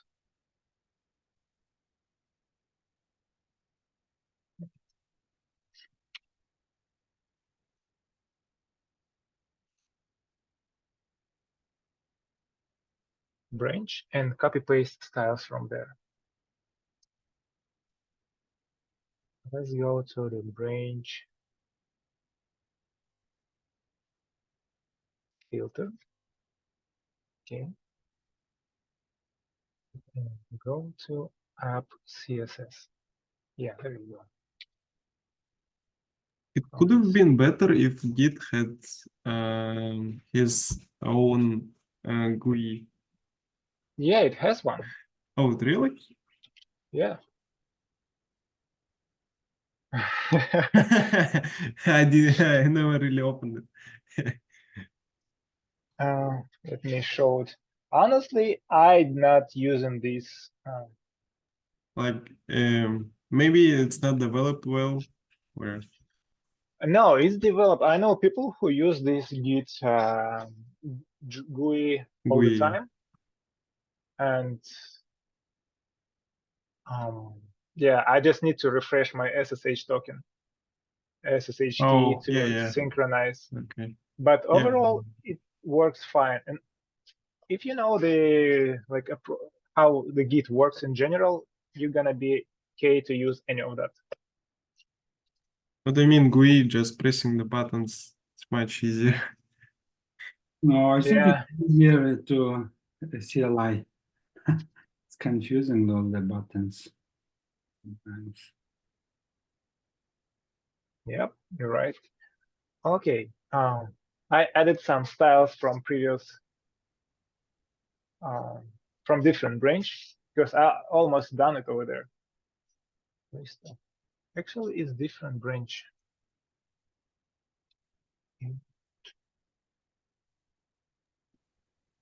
Now you are in a different branch. Yeah, what branch we were before? I need to switch to Master.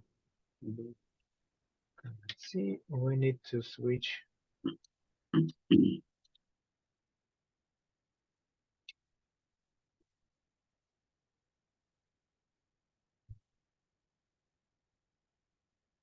Let's revert all of the changes.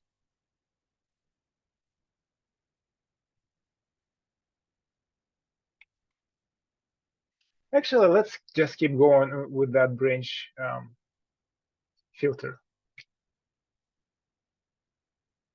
It's already set and ready to go. I mean, there is no logic in that, but the styles was done and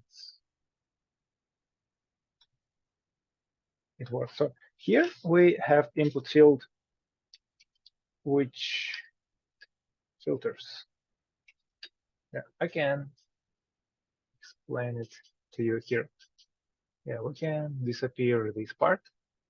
I just did the previous part like better, and the product list of products is kind of implemented the better way.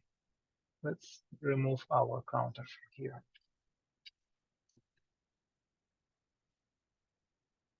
Okay, list of products. We have two states, and first state is input value, which is technically this thing, which filters by the name. But we have a little problem over here. If we type apple, A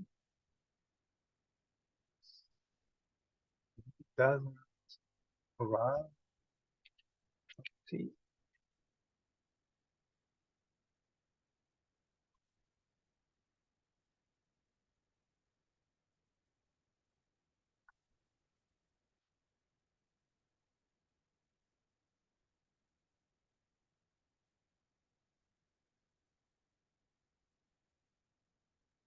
Yeah. Here, do you know where we can get the the templates for the websites. Template? Yeah, I mean like Figma or like designs to implement. Like I don't know. I see a lot of hate ones. To just copy paste or just to like Oh, get just to practice, yeah. just to practice. I purchased a React course on Udemy to for designers, like design for developers, but I never used it. I don't know. There was my approach to kind of learn a little bit of Figma and be more familiar with design to design my own project. But I never tried to like follow somebody Figma template. I think you can search for Figma, different templates on Figma and open up in Figma and try to do that. It's gonna be a bunch of them, I believe. Mm-hmm. Yeah. Did you, by the way, did you hear about destructuring in the few layers of destructuring? Are you familiar with this kind of syntax? Let's say the shop. If we, for example, destructure it. So this is, we can substitute a destructuring, and we provide in our component, comment this out. Let's say dummy elements as the array, and we destructure as a product. But imagine we provide it as the object. Let's say we can say products is equal object, and let's say data or some value equal to string test, and data is equal to dummy elements.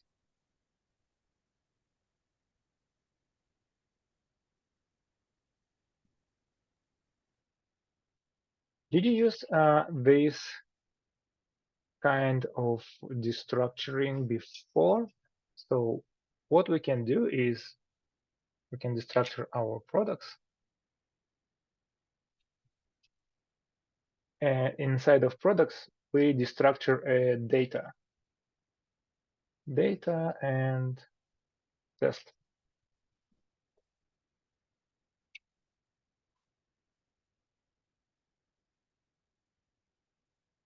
Of course, we're gonna face error because we don't have P over here. Yep. This is a two-way of destructuring elements, and also we can substitute some of the elements with different name. So right now we're importing in our shop the array of elements as products.data, and we destructure it right away over here. But what is product? Where it's coming from?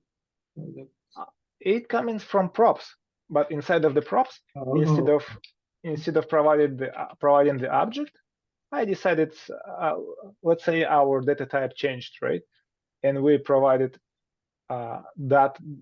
this array as data and some additional value. So inside of the component, we destructure products,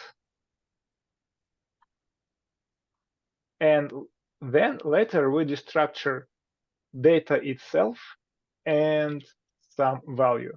So technically, we can see this data and some value even if it was on the different levels, like deeper structure of the object.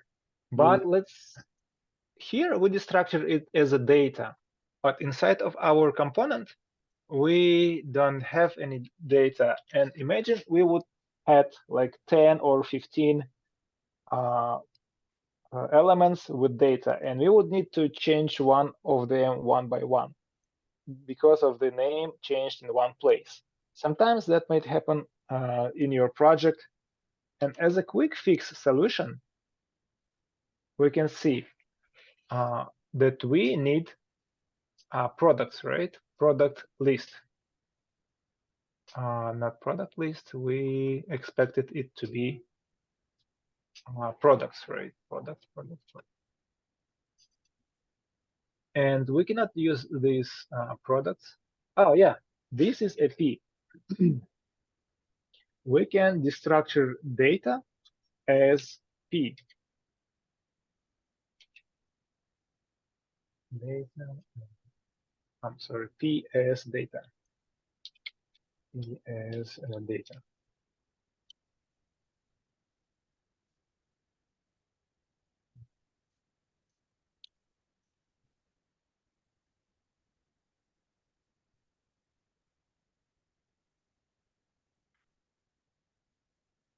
Okay, I can show you in a little bit more simple example.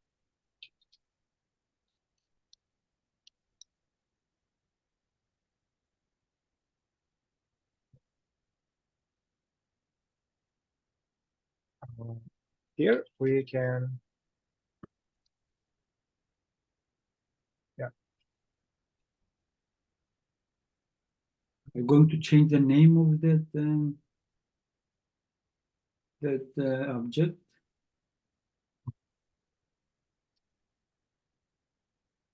Just 1 second. Data, where data is not defined. Data not defined. But we don't have data here. Product list.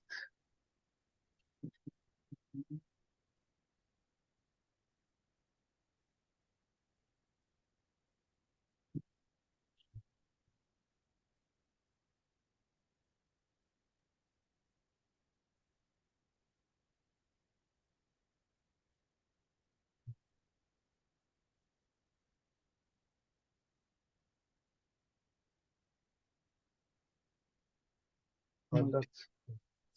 I think that's another thing. So yeah, it's I provide to shop product as dummy. Yeah, I have double curly braces. Yeah. So I provide products to our to our component as props, right? And it comes as product. But the thing is, I already have product list, yeah. Let's say I would have it like as products, and here I would have product list as well. And when I have two the same names, I can import products as different name. Is it giving me a warning from here?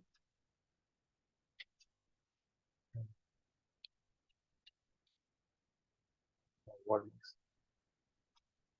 It's the way, remember when we import something from different modules, and we can rename these imported functions or objects. We can import use state as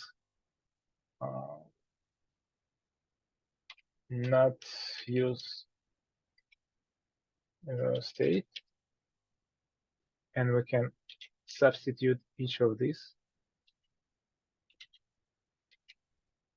So, and the application works the same way. without problems. So same thing, we can rename our props when we provide it to our child components. Okay, it's just a column, right? It's alias name, right? Yeah. Okay. Yeah, we provide products and we can want to import it as P, because here we provide products and we provided it to initially I provided it to render right away. But since I find out I need to implement a filter or some additional logics, I said, okay, I can get products, but I need to import these products with different names. And I can say, okay, initial prop first prop products, and then I can use this value as initial here, and it's going to work as it should. So this is kind of chaining adding one additional name to the same object. Okay, good to know. Yeah, because I think I had this kind of a issue. It had so similar names, and I was getting confused. Yeah, I didn't know what to do. But okay, thank you. Good to know. Yep. And now, you see, in our filtering logic, we have a little problem. I did it wrong way. I type orange and we filter our we filter our product, but when I delete it, it doesn't come back and it doesn't return me the full list. Return again. The thing is, in this filtering logic, every time I use the same the previous state to filter. Set products, I use all state and I filter all state and update it. I think I would need to replace filter initial prop products, which we got from props. It's going to be the whole list, and then filter them. Filter prop products that filter and product p.title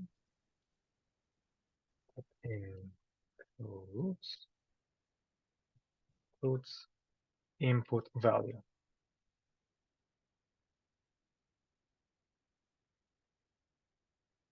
Yep, caret. Yeah, it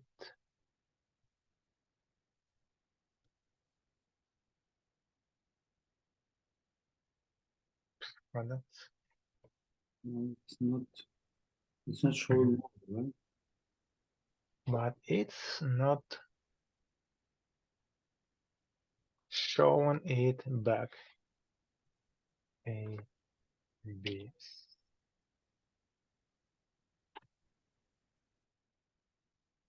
Damn it. Why I hit?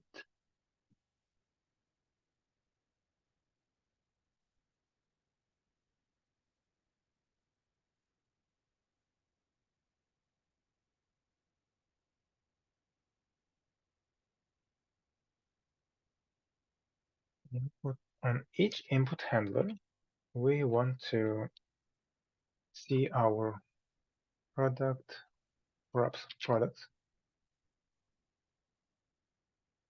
Inspect.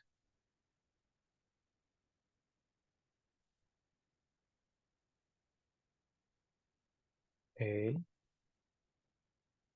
B, C. So every time we see a list, but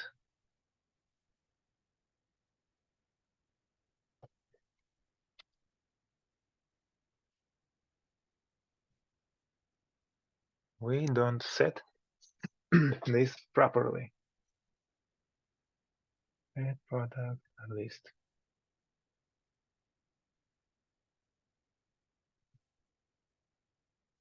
Do you know? Can you see the problem in this code? Why it doesn't filter and not filtering it as it's supposed to? Have no idea. Import handler.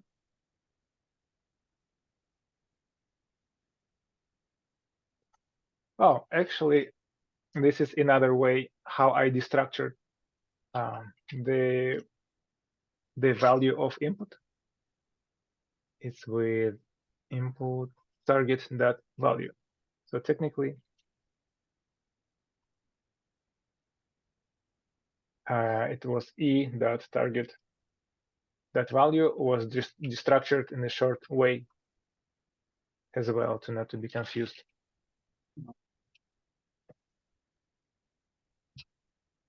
I have no idea.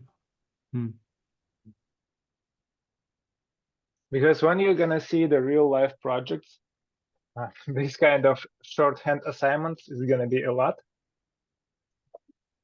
For what? Why they need to reassign and then create a new name? Like It's a hot fix. Sometimes it might help you. It's sometimes you might need to fix something real quick, and like it might be a conflict of variable names or something like that. It's just an option, you know. And this way is just a destructure in one lane to level of objects.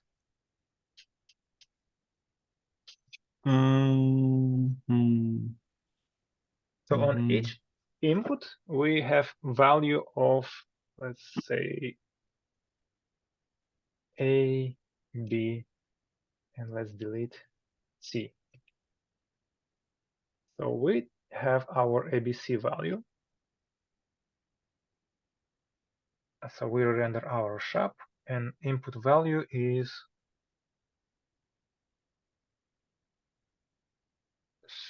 18.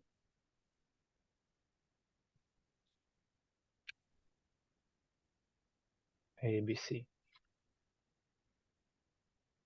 Okay, let's do separate into two lines. short version never works. Yeah, sometimes you may need to add extra line. Const. Extra space. Yeah, filtered products. Go to product list. That input value.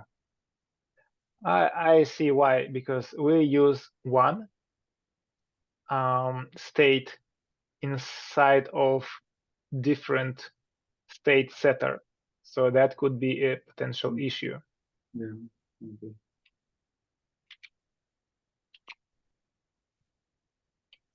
Okay. Okay. Apple.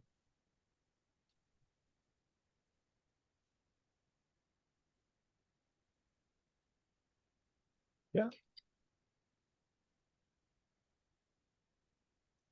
But we didn't have all of them. Yeah. Need to return.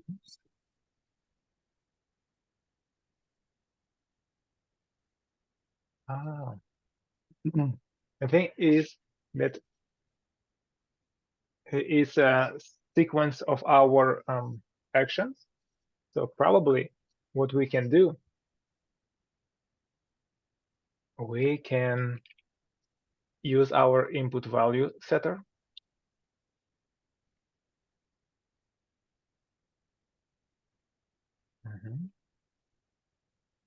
Or use effect. But I'm curious, why is that working?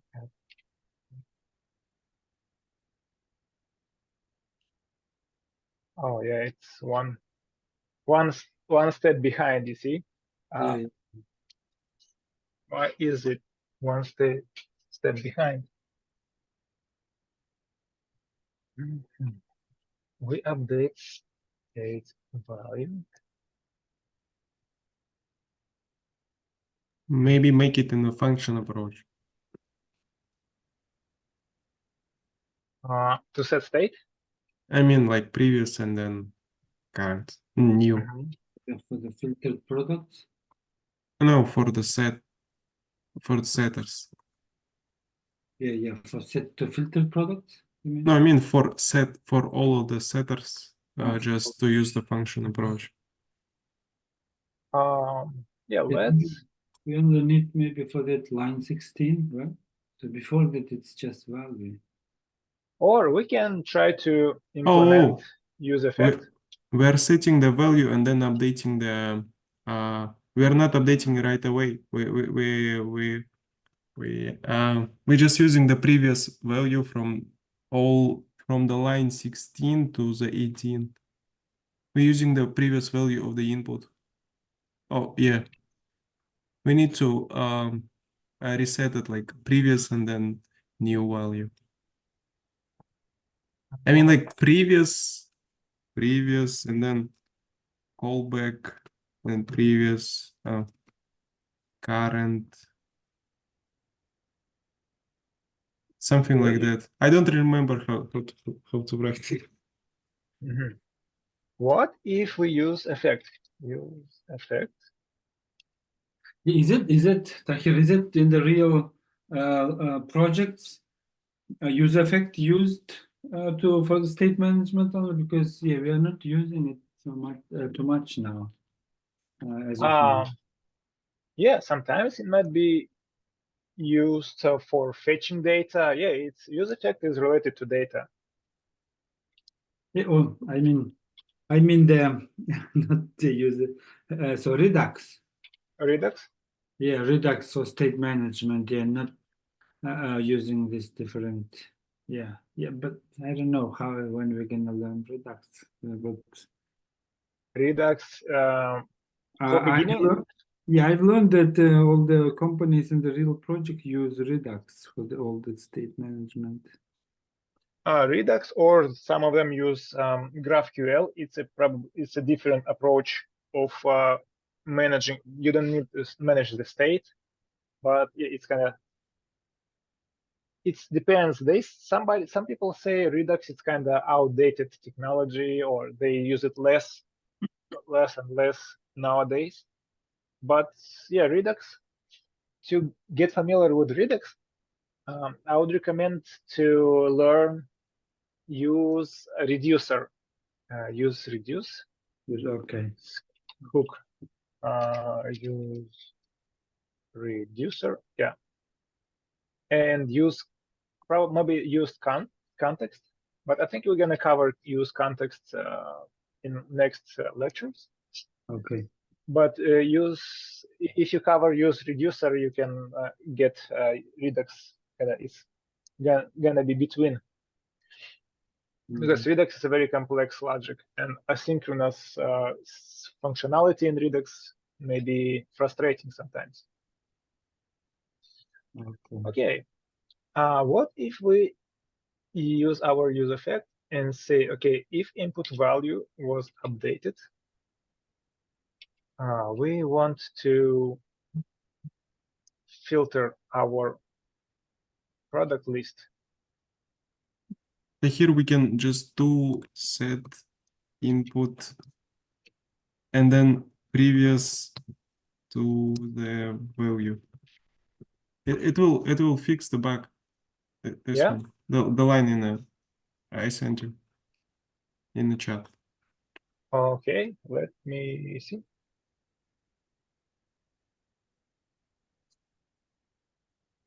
It should update the state right away. Because we are using the previous state in the filter. Just a pass callback with the previous and then value. No, I mean the previous, just the previous or but when we don't use this argument, or we can use it like that.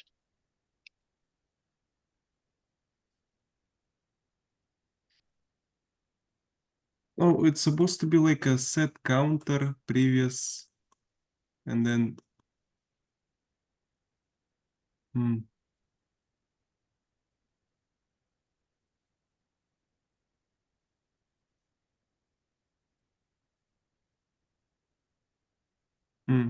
Okay. It's a very interesting bug. And I'm telling you, you're gonna be facing this when you're gonna see the very big and components. This kind of bugs is gonna appear sometime very often, and yeah, it's a nice thing to know how to debug and troubleshoot and investigate the issue of the bug. And sometimes it's something real simple and small. And well, I think we can stop the class. Yeah. Okay. Thank you for the class. Yeah, Have we a great can day. talk a little bit